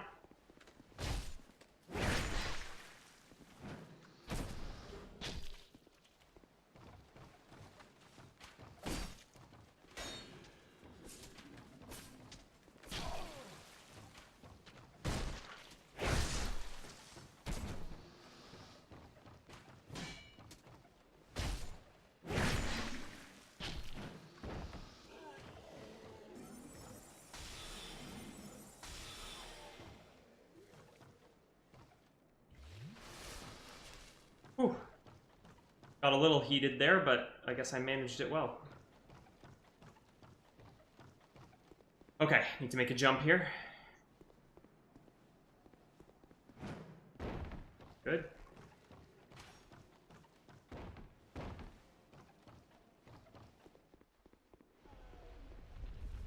Nope.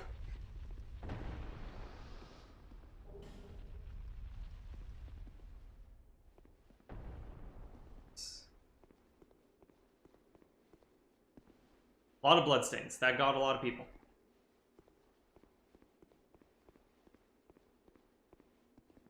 And this is a friend.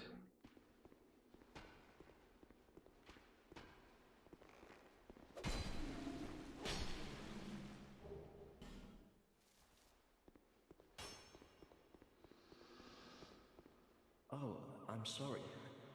I was just daydreaming, I think. My name is Kale. I'm a traveler, like yourself. I'm navigating the continent to create a map. Why cartography, you ask? Well, that's a good question. When I first came into this forsaken land, it was... a curse? Something about a curse? How embarrassing. I seem to have lost my focus. But I do know one thing for certain. I have always been very fond of maps. I came to this land some time ago. Drangleic, the Lost Kingdom. It sounded so romantic. Have you seen Majula? Oh, there's a rather spacious mansion there. I've made it my temporary home. Well, as something of a squatter, I'm afraid. Inside the mansion, I found a strange map, like none I'd ever seen. I believe that it's a map of Drangleic.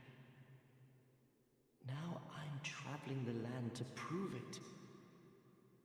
Yes, that's it. That's why I came to the kingdom. Wait. No.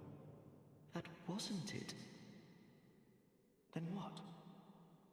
I don't seem to recall.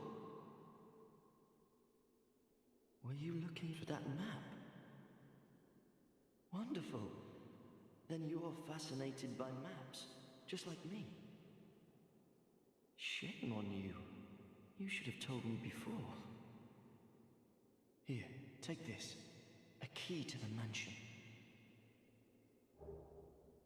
So, talking to him multiple times does pay off in this instance. We get a key to the last remaining building in Majula Spirit out here. that we haven't been to. Anything else? Incredible, really, isn't it? Such a map to be chiseled in stone. Oh, but one thing. I would not venture deep into the mansion.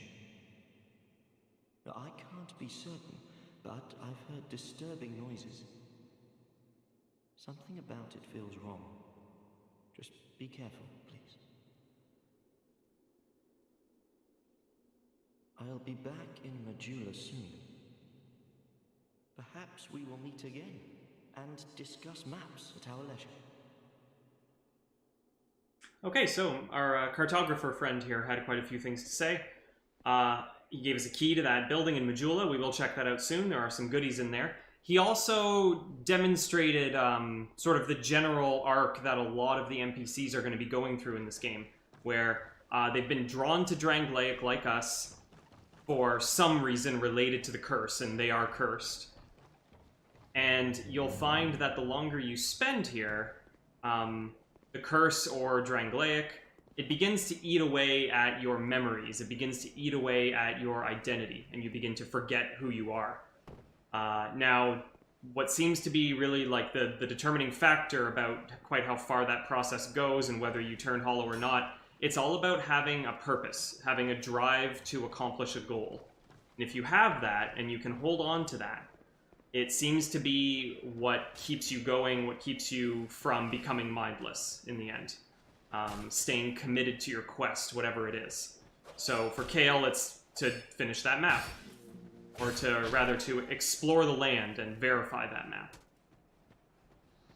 And that's more or less consistent with that aspect of the lore in Dark Souls 1. And it is a central theme of the whole series, the idea of having a purpose and having a focus, how that, motivates you to get through hardships in life. Which is I think, pretty good general rule in this game and outside of it. It's important to have a purpose. No question.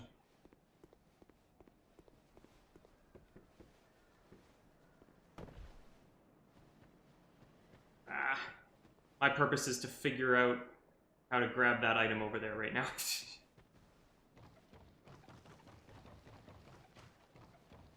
So throughout the series, throughout this game, you'll see sort of various possible ends to that situation for different NPCs. Some of them will lose their purpose. They'll sort of lose sight of their original goals, and they will stray from their original path, and that leads to them going hollow.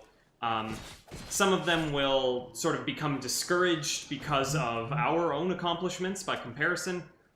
It'll demotivate them a little bit, and that will lead to them going hollow. They can, outright fail explicitly in their quests. They can try to do something and then not do it, not be able to do it. A lot of reasons. Or they can, hold on through the end of the game and stay committed, and they can find their son in the end.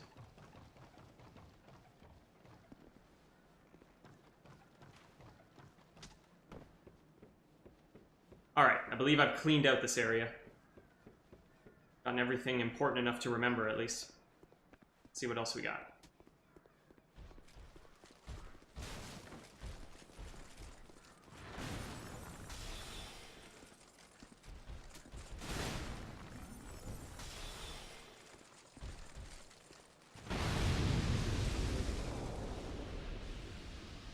That worked out. You've been here all along, causing trouble.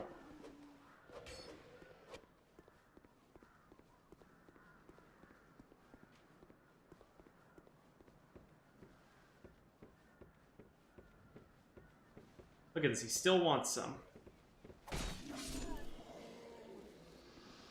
Whew.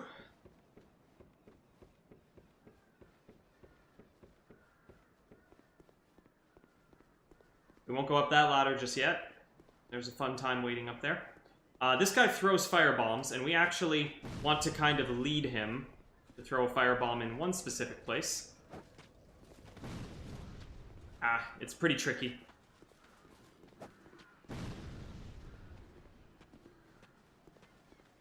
These barrels are flammable. They're basically full of gunpowder, apparently. So hits from certain weapons will set them off.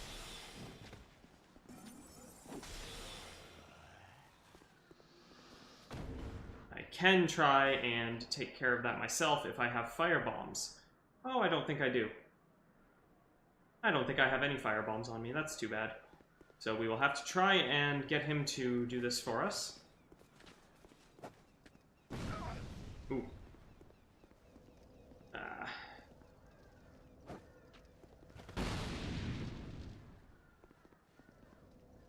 little tricky. This will blow open the wall. It leads to a shortcut back. You can hear the bonfire music, actually, so I do have good reason for wanting to accomplish this right now. I think he fell off his ledge and is no longer in the mood to throw firebombs. Oh, if only I were a pyromancer. I don't think I have any method here that won't result in my death. Oh! Are you back? Are you back? You got another one? Huh? Not quite. Okay, but he's doing it again. Come on. I have to be standing in just the right place, you know? This enemy AI is often difficult to work with.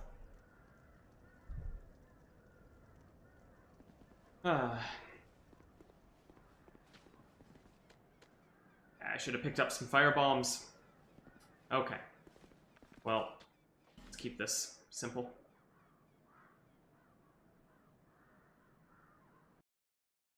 We'll just come back with fire bombs.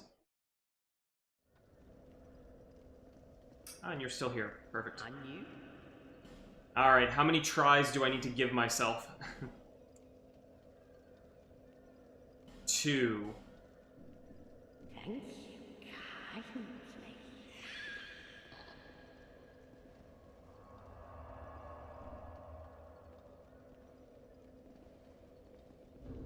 And just to check again, I can't use this sword yet. I need 9 dexterity and 10 strength. Okay. I have 9 strength. Okay, yeah, a few more levels. We're getting very close. Soon I can, soon I'll be able to use that weapon. This is the wrong way.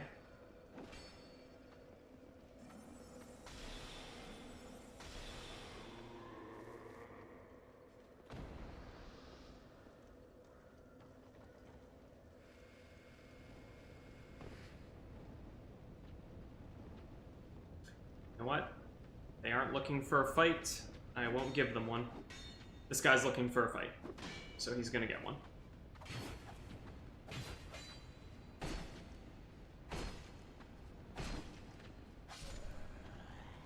Now he's looking for a fight.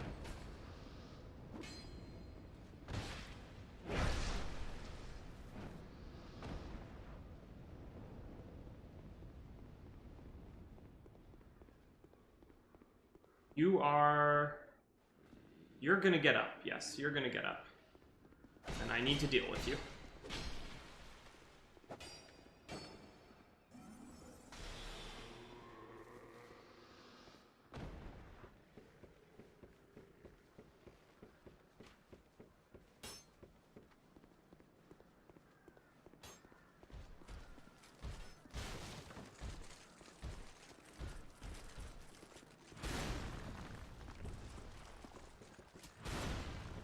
Oh, wow.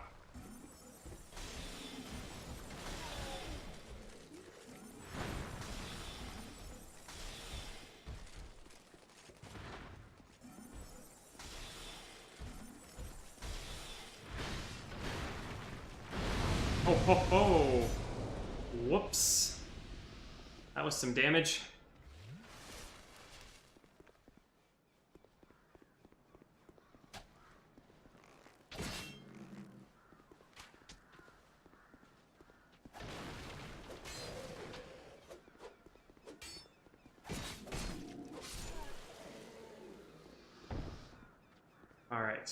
Alright. Let's give this guy a chance to do his job.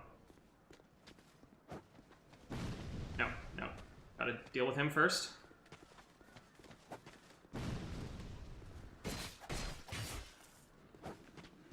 Jeez.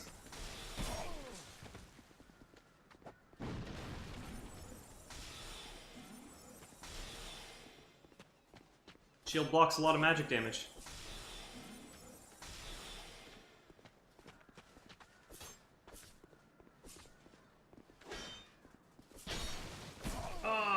Oh.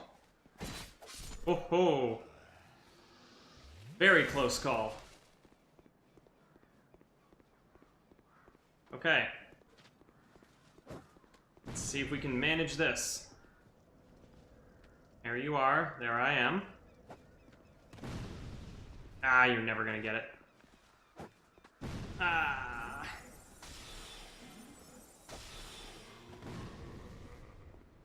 Okay, after all this, let's see if I can get it without blowing myself up. Give myself a better chance at survival. Now, aiming this is going to be tough. I don't really remember the right way. We're going to see if that's a good angle. First try. Whew. Okay, I think we can get the fire sword equipped now. If I choose my levels better. Bearer of the curse, seek lest this... Level up dexterity. Good.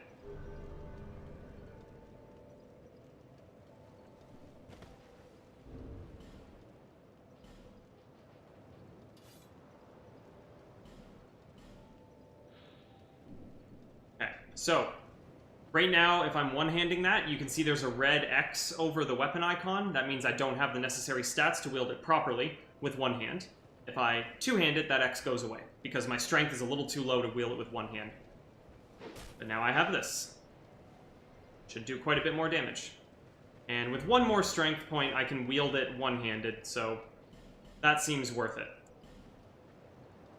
I can also use a better shield, I think. I don't remember if I actually have that shield or not. There, lest...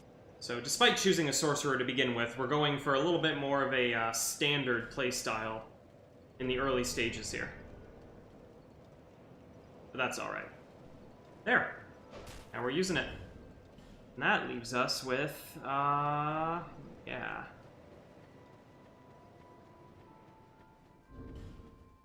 Does put us just over 30% on equip load. That's not a big deal. Let's spend more souls. Oh, hello again. The Iron Karma. Pretty good. Do we want that? I actually like the look of this one. Thanks very much.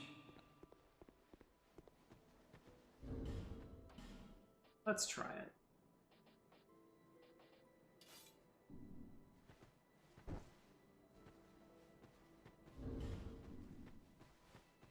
Okay, so we've got a half-decent shield, we've got a half-decent weapon now. Feeling pretty tough. And I didn't put this on after I bought it. And we could put on some gloves.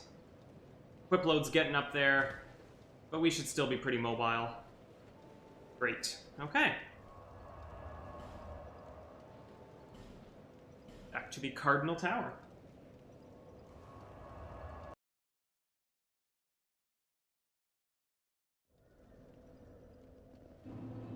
Let's make use of the shortcut.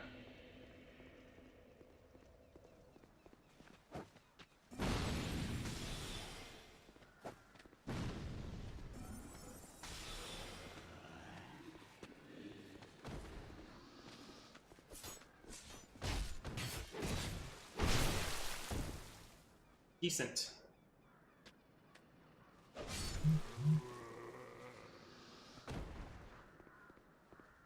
I have to be careful now. My weapon deals fire damage, and so if I hit these barrels, they will blow up.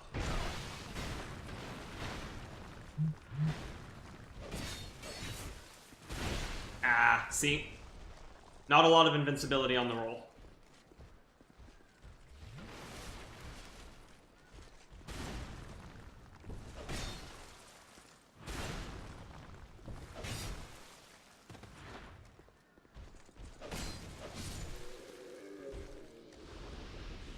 Good damage. Good damage for sure. Okay, well, those of you that are familiar know what's coming. I'm gonna give it a shot. Hello! Here we have a good buddy. Known as the Pursuer.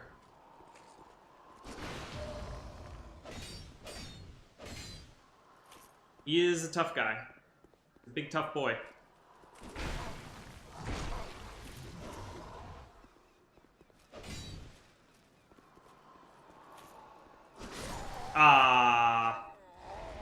Yeah. I'm a little rusty. The best way to beat him is to be able to parry those swings. Then you get a bunch of free damage on him. He gets stunned. It's kind of a training doll, or training dummy for parrying, because once you get better at it, he is one of the easier enemies to parry. He telegraphs those swings very well.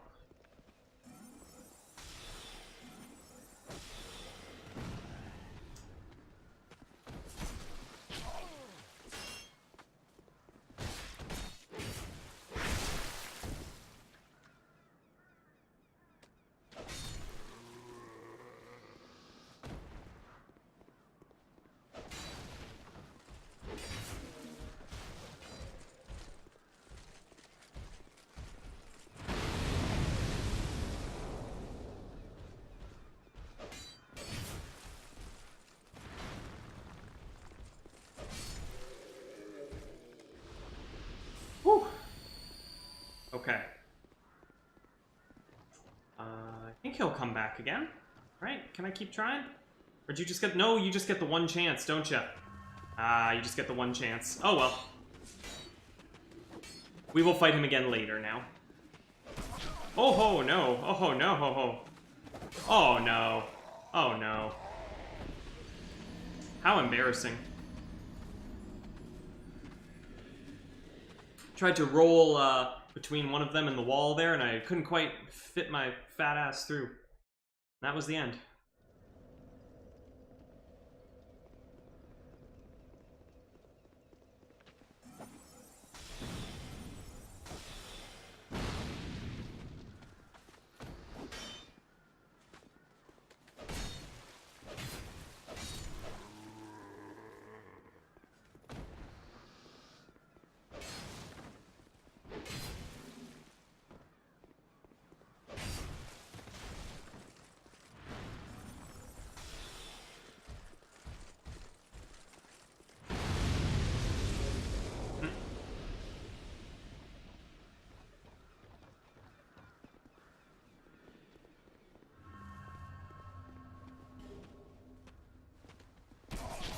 Wow. That lunge. Yeah, woo.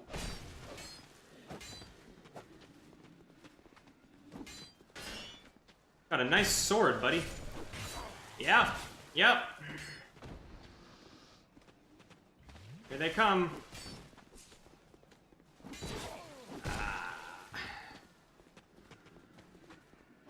Don't remember their moveset.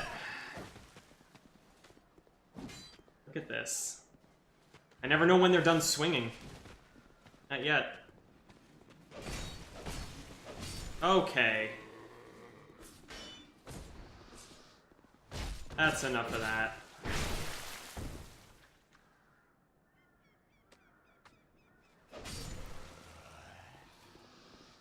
Okay, quite a number of goodies here. So that's why I kept coming back. Estus Flask Shard, that's very important. Torch, more torch time. Torch time is a good time. Human Effigy and Life Gem, great. Okay.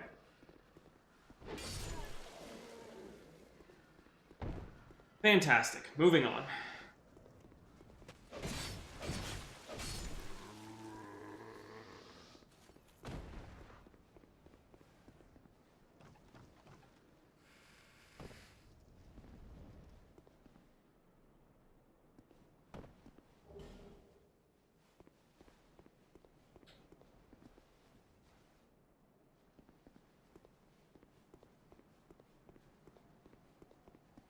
No?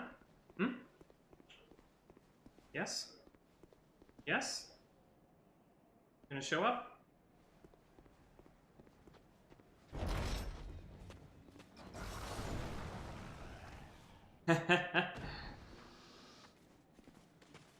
They were poorly coordinated.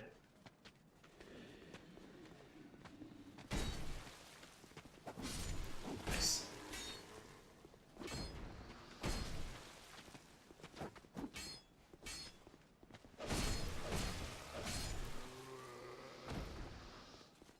Amazing. Great Soul Arrow. Ooh, that's very nice, actually. That is an excellent little pickup at this point. Upgrade to Soul Arrow.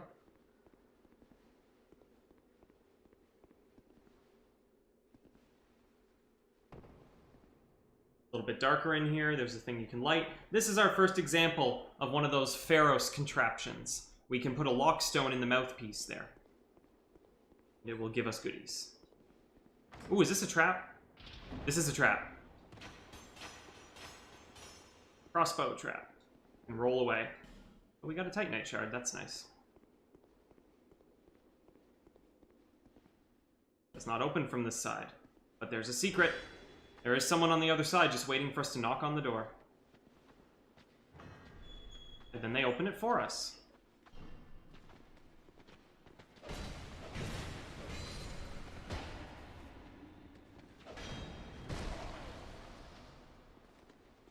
Ooh, a third.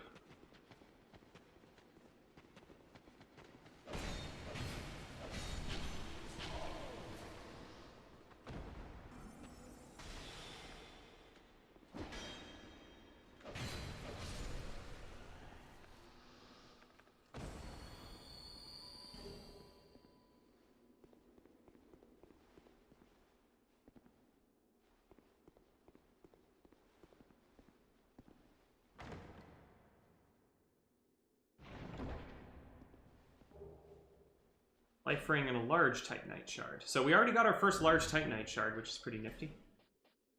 Raises maximum HP. Not a great ring in the grand scheme of things, but we have an open slot. So a bit more health. Okay, we don't have a lockstone right now, but there is some very good stuff there. So we're going to come back with one soon. Before we leave this area. You may have seen one of the corpses just fall down there. It's because it spawned back in slightly off the ground for some reason. That is an NPC. Those guys aren't moving. Let's talk to the NPC. What do we have here? Hello there. Traveling all alone in these treacherous times. Well, I hope you have a very good reason. Oh, hogwash. Who am I to judge? My name is Pate. I journey hither and thither on a sort of treasure hunt, you might call it. Be careful out there. There's talk of unsavory bandits who prey upon travelers like yourself. Okay, so Pate seems friendly enough. Oh yes, you be cautious if you go any farther. Sounds kind of sinister. There's treasure in there for certain, but the entrance locks from behind. I saw the same design earlier, and it's the same contraption, I'm sure. I was with this warrior, you see, and he insisted that he go inside first. The rather brusque fellow tried to swipe the loot for himself, but it trapped him inside. I still have the gent's ring. I do hope he wasn't harmed.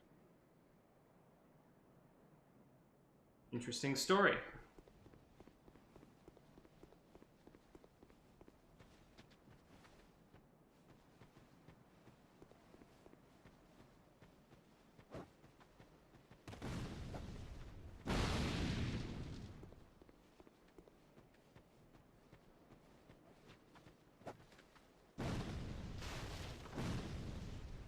They can set off these barrels. Whoa. Huh. I guess I'll do it.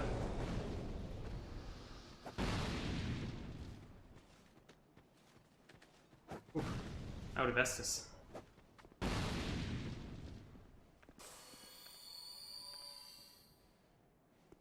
Let's see, can I lock on again? Yes.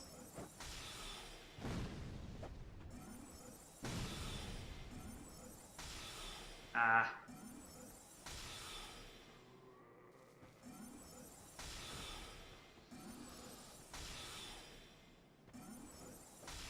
Oh, well, that's not very important. Oh, I did want to see something. Ah, they're better animated. Oh, no. Ah, anyway, those two guys attacking the tree over there, you can often see them spawn in with, like, or if you look at them from far enough away, they will have a very, very low frame rate, and it'll look really goofy. I saw it out of the corner of my eye earlier, but that's because I like to look for it. Anyway, they're very preoccupied with this tree, and so you can just get the drop on them and mess them up. And you can examine this tree, but nothing will happen.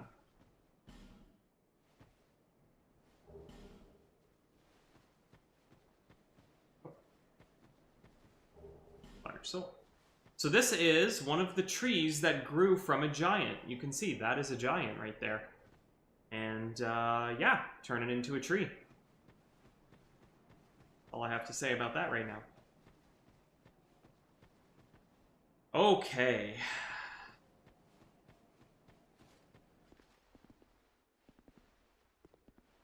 Oh, you know what?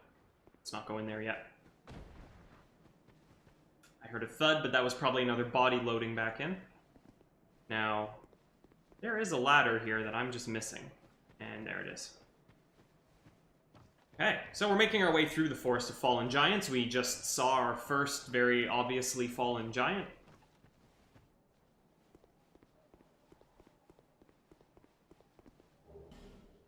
Wonder if there's any giants left.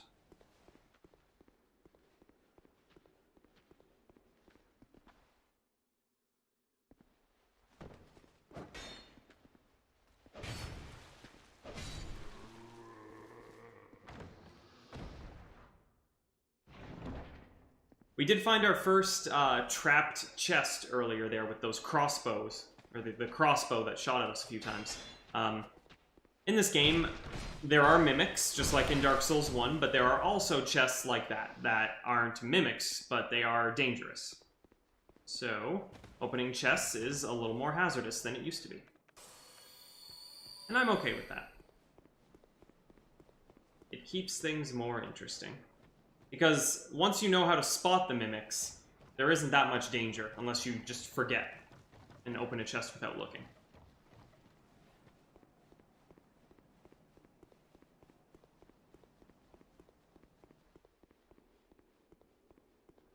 Ah, this one's interesting.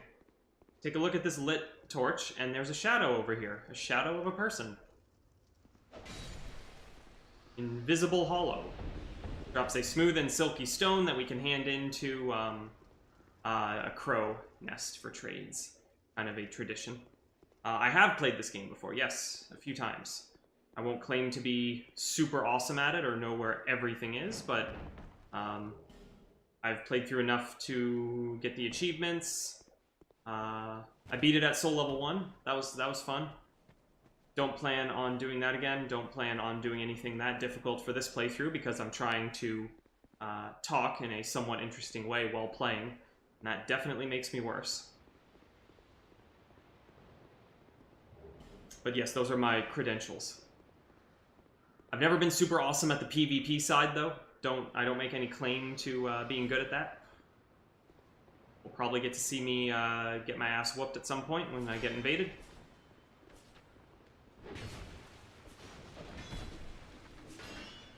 I do know that one of the things Dark Souls 2 did right, though, was improve the PvP. It's much more interesting and not just about who gets the first backstab.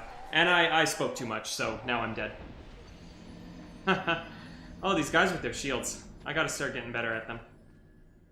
We were really close to hitting that shortcut, too. Really close. Okay, well, we'll try and get back quickly.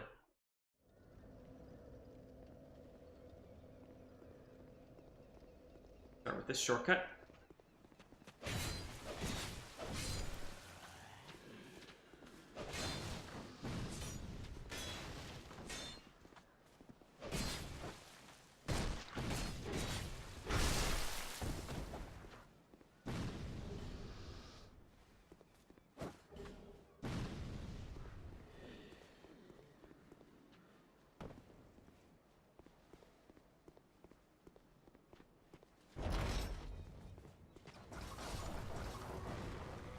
Nice, we can take care of a couple of them that way.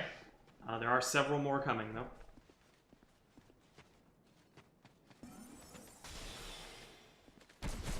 Jeez.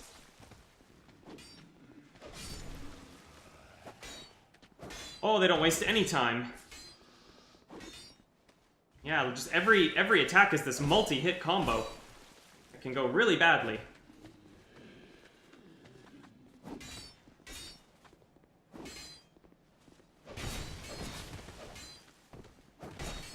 Was wacky. Oh. Man. Close call already there. I am a fragile mage. I think I can safely get up here. Wait, why am I going? Oh, this is weird. Oh, that was really weird. I couldn't move for a second because the barrel got in the way of climbing the ladder. I hear fighting.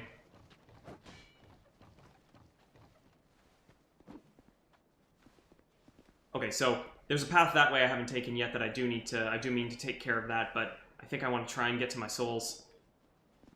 So we've got to rush in. Might take this at a bit of a slower pace so that I don't... Oh!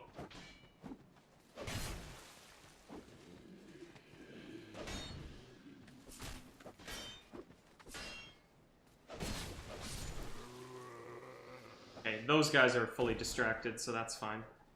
Means I have to get through here.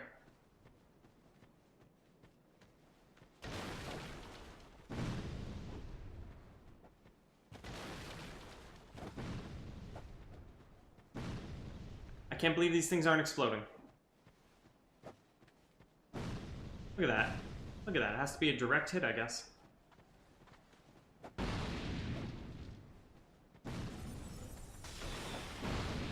Alright, get over here. Can you figure it out? Can you figure it out? Yeah, you figured it out.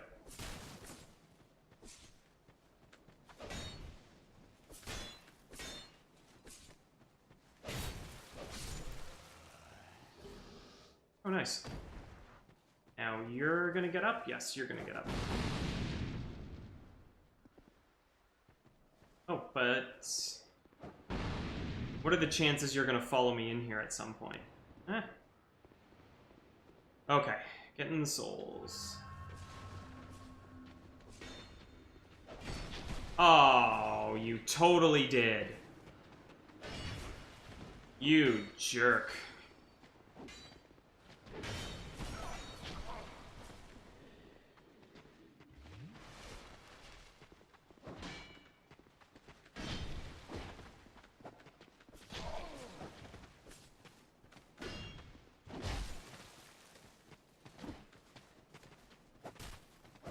They're all damaged.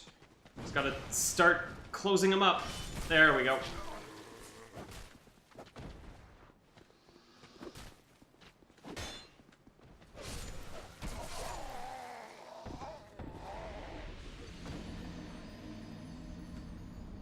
Oh, this is the first area.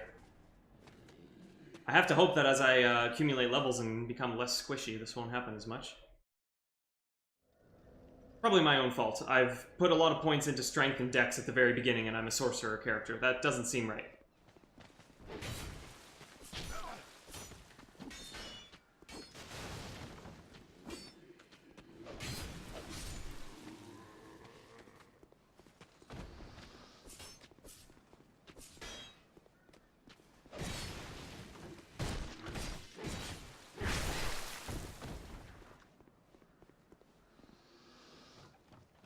I think my souls are closer now. That's a plus.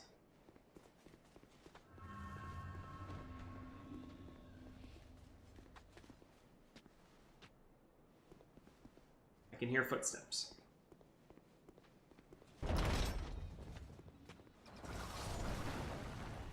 That's nice.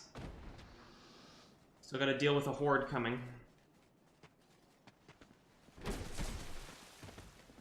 Bad start. Bad start. Run away. Ah. Let's see if I can use this as a choke point. Oh, if they'll even come up. Are they... Nope. Nope, they're just gonna hang out. Just gonna hang out.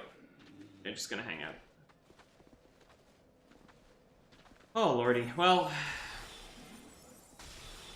doesn't feel good. But we need to move on.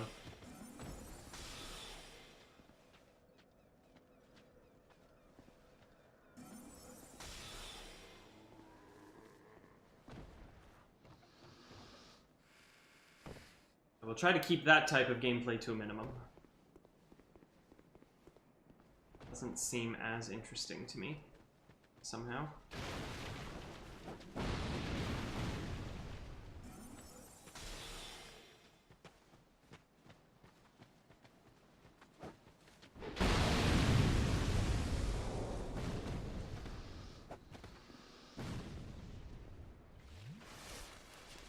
Worth it.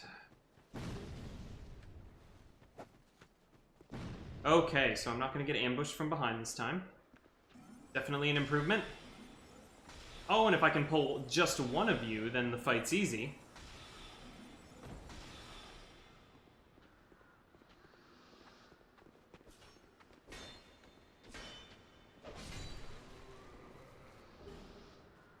Okay, before anything else happens, we're going to close up this loop.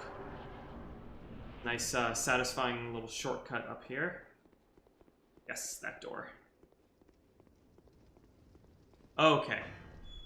That is a shortcut, because we have been on the other side of this door already. A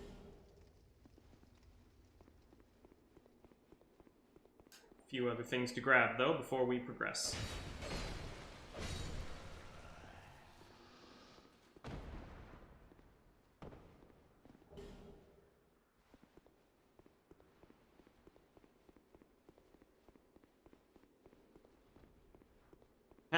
You may have seen the bodies tumble there.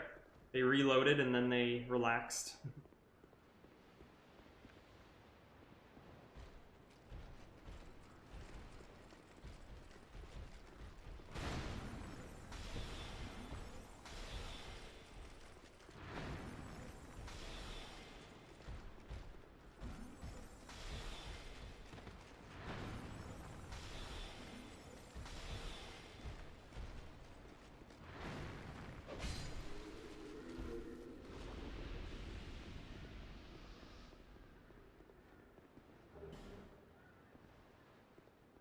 Now I locked on someone over here.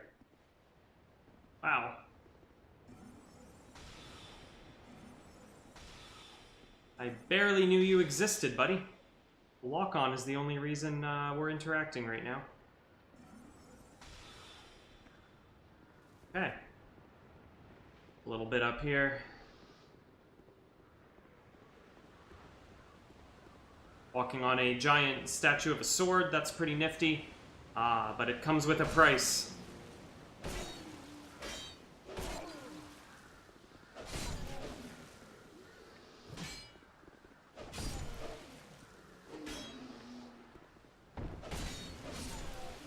Whew.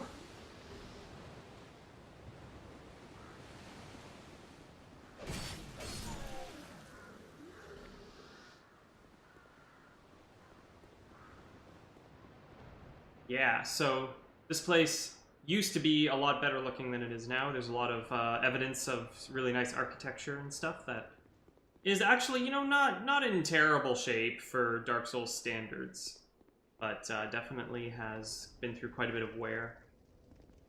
I'm carrying enough souls, I think I want to go back. Now that the bonfire is right up here. I think there's one more little nook area I want to check out, and then we will reach our first true boss. What do you have? Oh yes, you've got the Pharos Lockstone. Yes, we are gonna go deal with that. Absolutely. It's high time that I... Thanks. You said that before, and yet you're still here.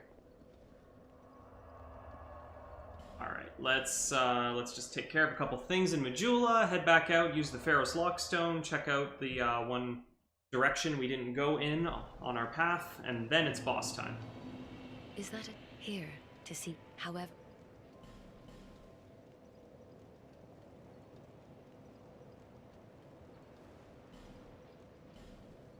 Alright, more Estus is good, our blacksmith is in. Before I forget, let's use an effigy. Return to humanity. You, stand back. The name's... And you are... another useless traveler. A man ought to labor with his feet planted firmly in the earth. Not roam around like you flirtatious vagabonds. Oh, what does it matter? Go on, show me what you've got. Your equipment. Let me have a look. But do it quick. Pardon me. Okay, so he's got quite a few weapons for sale, which is nice. Several of which we will remember from the previous game.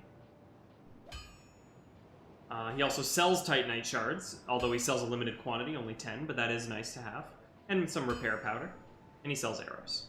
He can repair our stuff if it's broken. Again, though, in this game, when you sit at the bonfire, all your durability gets restored automatically, so you only need to repair things if their durability runs out while you're out in the field, and they do break. He can also upgrade stuff, and I think it's worth it for the time being. Let's invest a little bit there. Good. That's enough for now. Drat. You're worse than my reckless daughter. Don't spend your whole life in transit, you hear? I'll be around. We will meet his daughter. She is another NPC. And so the blacksmith still exemplifies that general theme that we've been talking about purpose in life, basically a job, being something that can keep you going. He's obviously very committed to his craft, and he kind of judges people that just go on these journeys for no real purpose, in his opinion. He likes to stay in one place and get useful work done. Ah, Pharaoh's Lockstone. Nice. Can always use more of those. He prefers to stay in one place, you know, have a craft, work on it, get better at it, help people with it. It's a good way to be in this world because it gives him something to hold on to, and it lets him, you know, maintain his identity, hold on to his humanity, what have you. There's a few goodies in this building.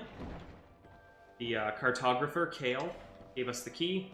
We just got 3 torches, that's nice. That's a lot more torch time. Now we're on the sort of second floor balcony area. Oh, I thought there was an item up here, out here. I guess not. Okay, we picked that up. Fantastic. Nothing in the nook here. All right, there is also a basement that we were warned against, but of course we're going to check it out anyway.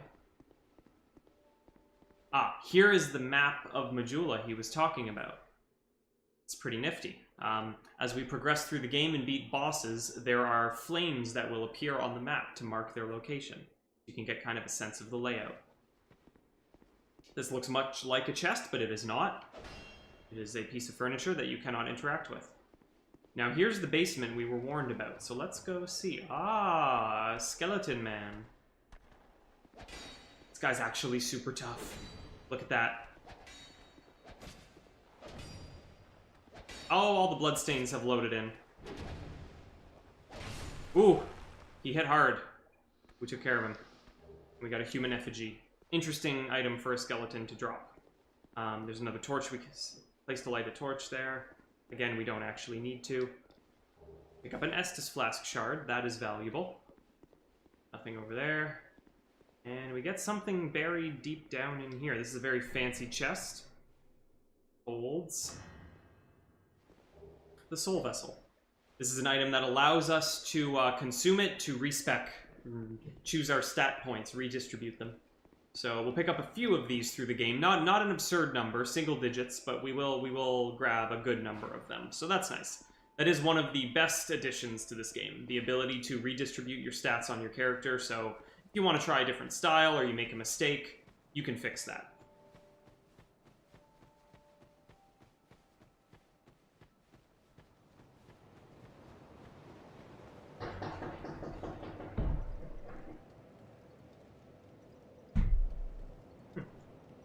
Heard some loud knocking.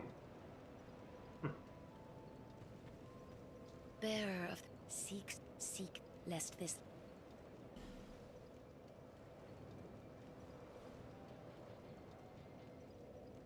Keep that situation monitored for now. Don't know where that knocking just came from. Interesting.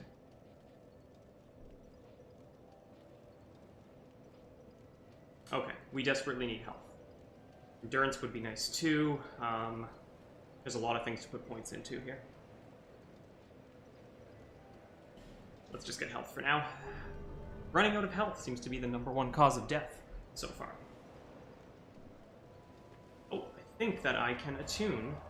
Yes, I can attune Great Soul Arrow. More damage, fewer uses. But I did have enough intelligence to equip it right away, so we're going to make use of that. Find.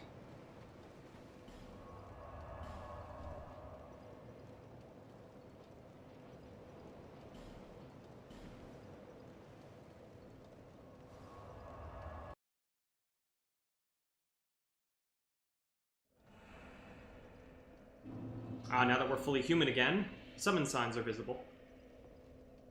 Kingslayer. Huh, cool. Alright. Use the Pharaoh's Lockstone.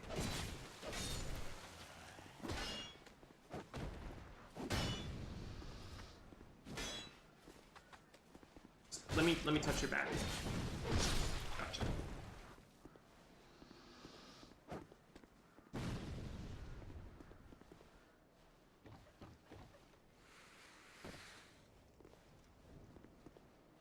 Alright, we've got to go in the fun room. Got him. Let's try some Great Soul Arrows. Let's see how much of a magical punch they pack. Oh, not enough to one hit, but that's okay. Oh yes, and we upgraded the sword. I forgot we upgraded the sword. Not bad. Ooh, definitely feeling more comfortable now with these enemies. Just needed a bit more damage output. All about managing their numbers.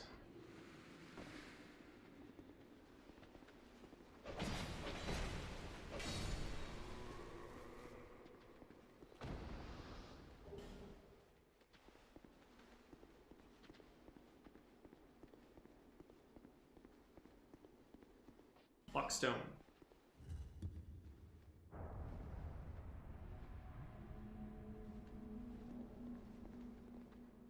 So this is typically what happens when you use a lockstone. Something will glow in the wall here, giving you an indication, and you break it open. Yep, I heard footsteps for a while there.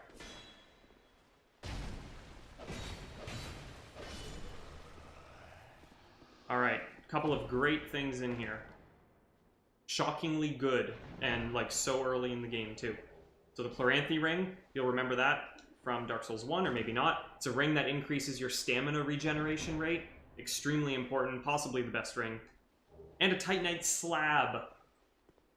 The rarest upgrade material. We get both of those in this room. In the first area. Wacky stuff. But definitely something you don't want to miss. Oh, did you know that we can shoot these? You can load them and shoot them yourself. Look at that. Aha. Wonder if that'll come in handy at any point.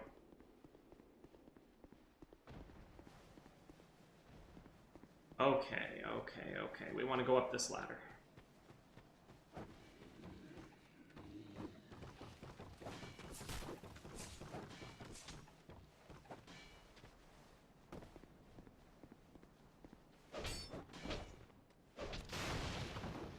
Here, I don't think anyone's following right now. So we're gonna go in this room that we have not been in yet.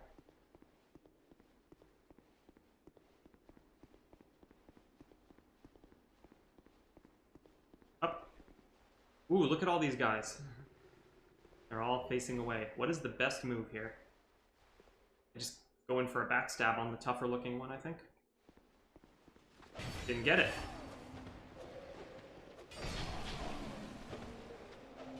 Alright, time for the soul arrow to shine. Haha, they totally... Oh, they rushed me. They knew what to do. They knew what to do. They knew how to deal with the sorcerer. You just get in their face. Get right in there. Okay, well, we'll claw our way back, as we always do.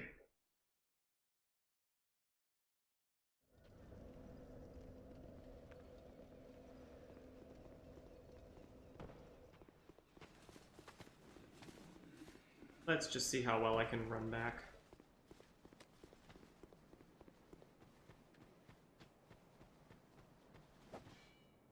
Oh, this barrel. It freezes me for a minute if it gets in the way. That sucks. Poor barrel placement, FromSoft. Why did you do that?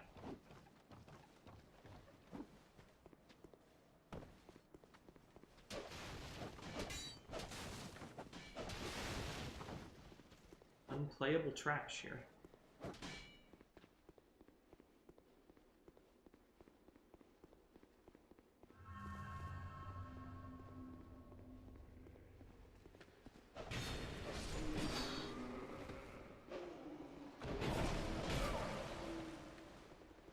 Yikes, right? Jeez. Hordes of enemies. And they move fast. Just keep getting staggered so easily.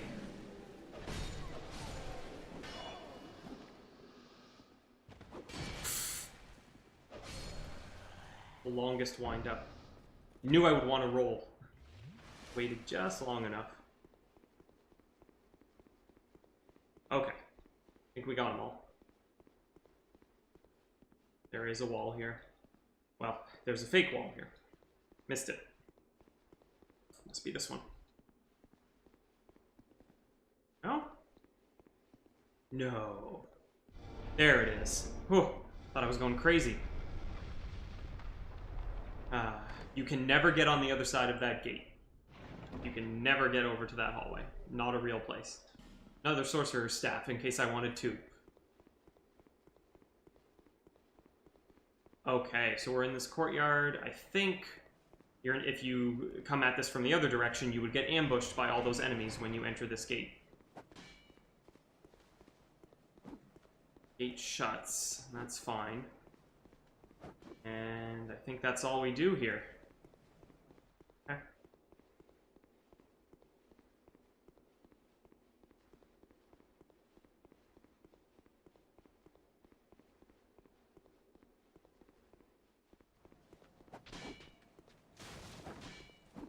Back down, and now we can talk to our friend that told us about that gate. Well, I see you managed to escape.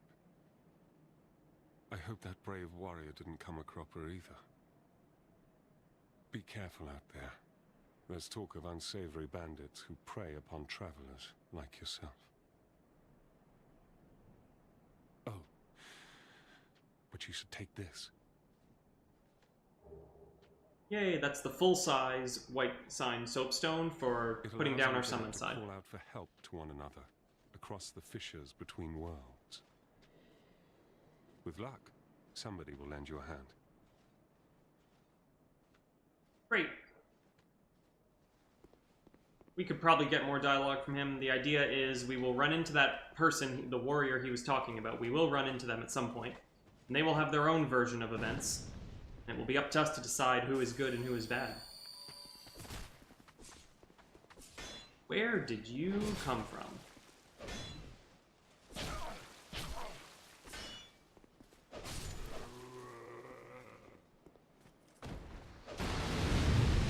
This is just faster now.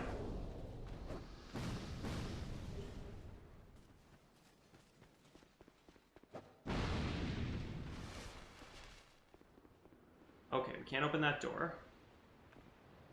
We're circling around back to the bonfire for one more rest, and then we're going to try the boss.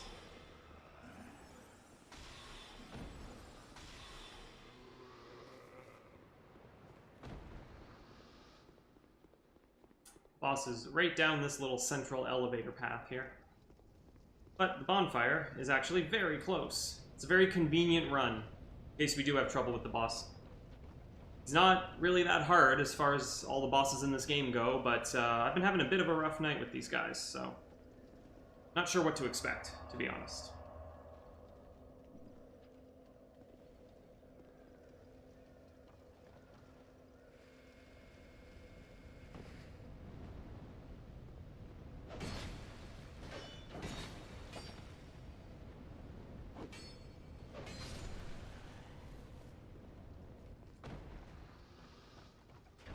Elevator.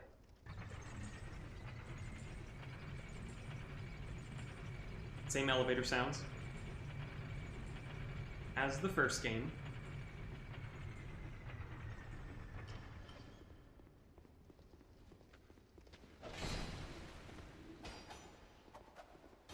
Oh yeah, this guy has a S-stock, maybe that is? Could be a rapier, but I think it's an S-stock. Can't open that yet. That's fine. We're not interested in that. We're interested in this. This door here.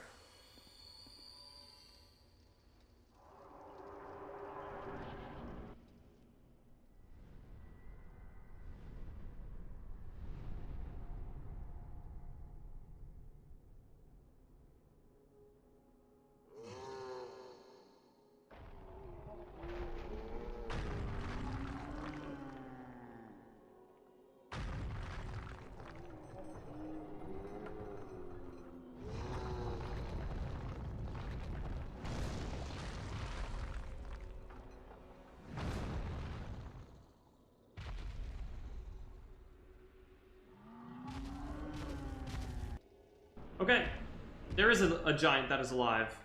He's known as the last giant. Evidently, he is the last one. Ooh, got me, got me. Oh, that did a little less than half of my health. That's good. Means I should be able to take 2 hits of anything. between the legs.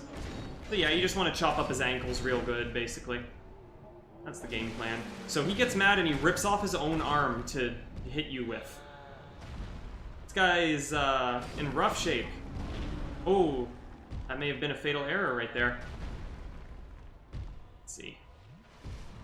Oh, okay. Ah, that hit me. Didn't look like it. Whatever. And we got him. Okay. Okay. Good. That wasn't a disaster. Fire Sword did very good damage. We got his soul, and we got some soldier key, so that's nice. And I think 10,000 souls fell out of him. He was still holding on to 10,000 souls, despite looking like that. Interesting little cavern here. He must have, I guess, tumbled down into unknown ages ago. Who knows? Who knows how long it's been exactly. That's the first boss right there. Nothing too fantastic about it. Pretty standard. Oh, I'll read his soul description in a minute. Just in case there's anything good there. I don't know what it says. Let's just get back to base safely first.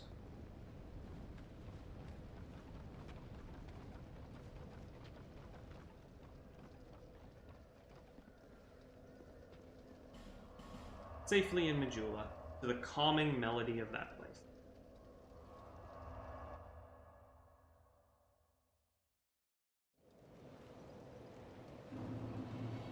Ah yes, our merchant friend Melentia is here.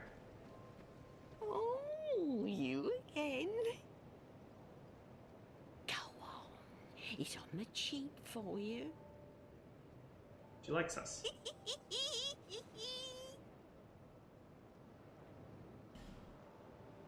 Same inventory, I believe.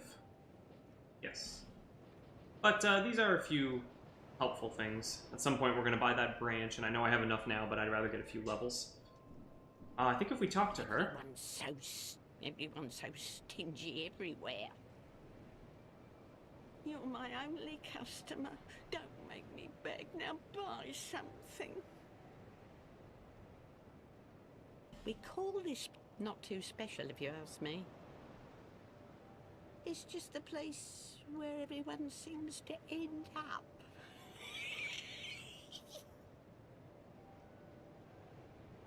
Everyone's... once we spend enough money here, I think she has a ring she's going to give us. But like I said, I'd rather spend my souls on some levels at the moment. Is that a shard? Here, to see light. However... Oh yes, I had a shard on me that whole time. Get us up to 4 Estus Flask uses. Yep. And let's level. What do we have? Oh, look at that. We have 7 levels to play with. Okay. So now we can really start to develop things. Strength and Dex are in actually like decent spots right now. Your Dex does affect your casting speed? No, it doesn't anymore. Okay. I'll have to refresh myself on some of the differences here, but there is a casting speed stat, and it's actually your attunement. Okay.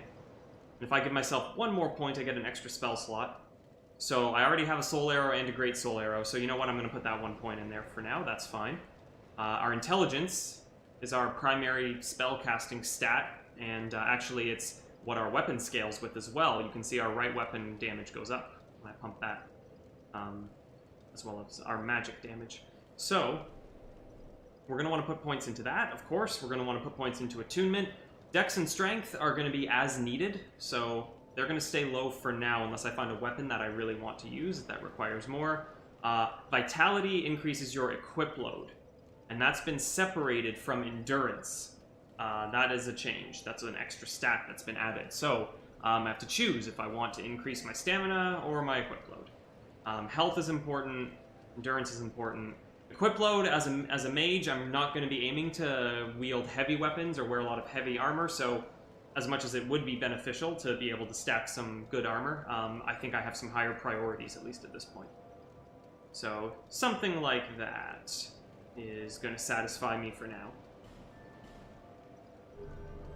You will level up quite rapidly in this game, though, so I will be getting a lot of stat points very quickly.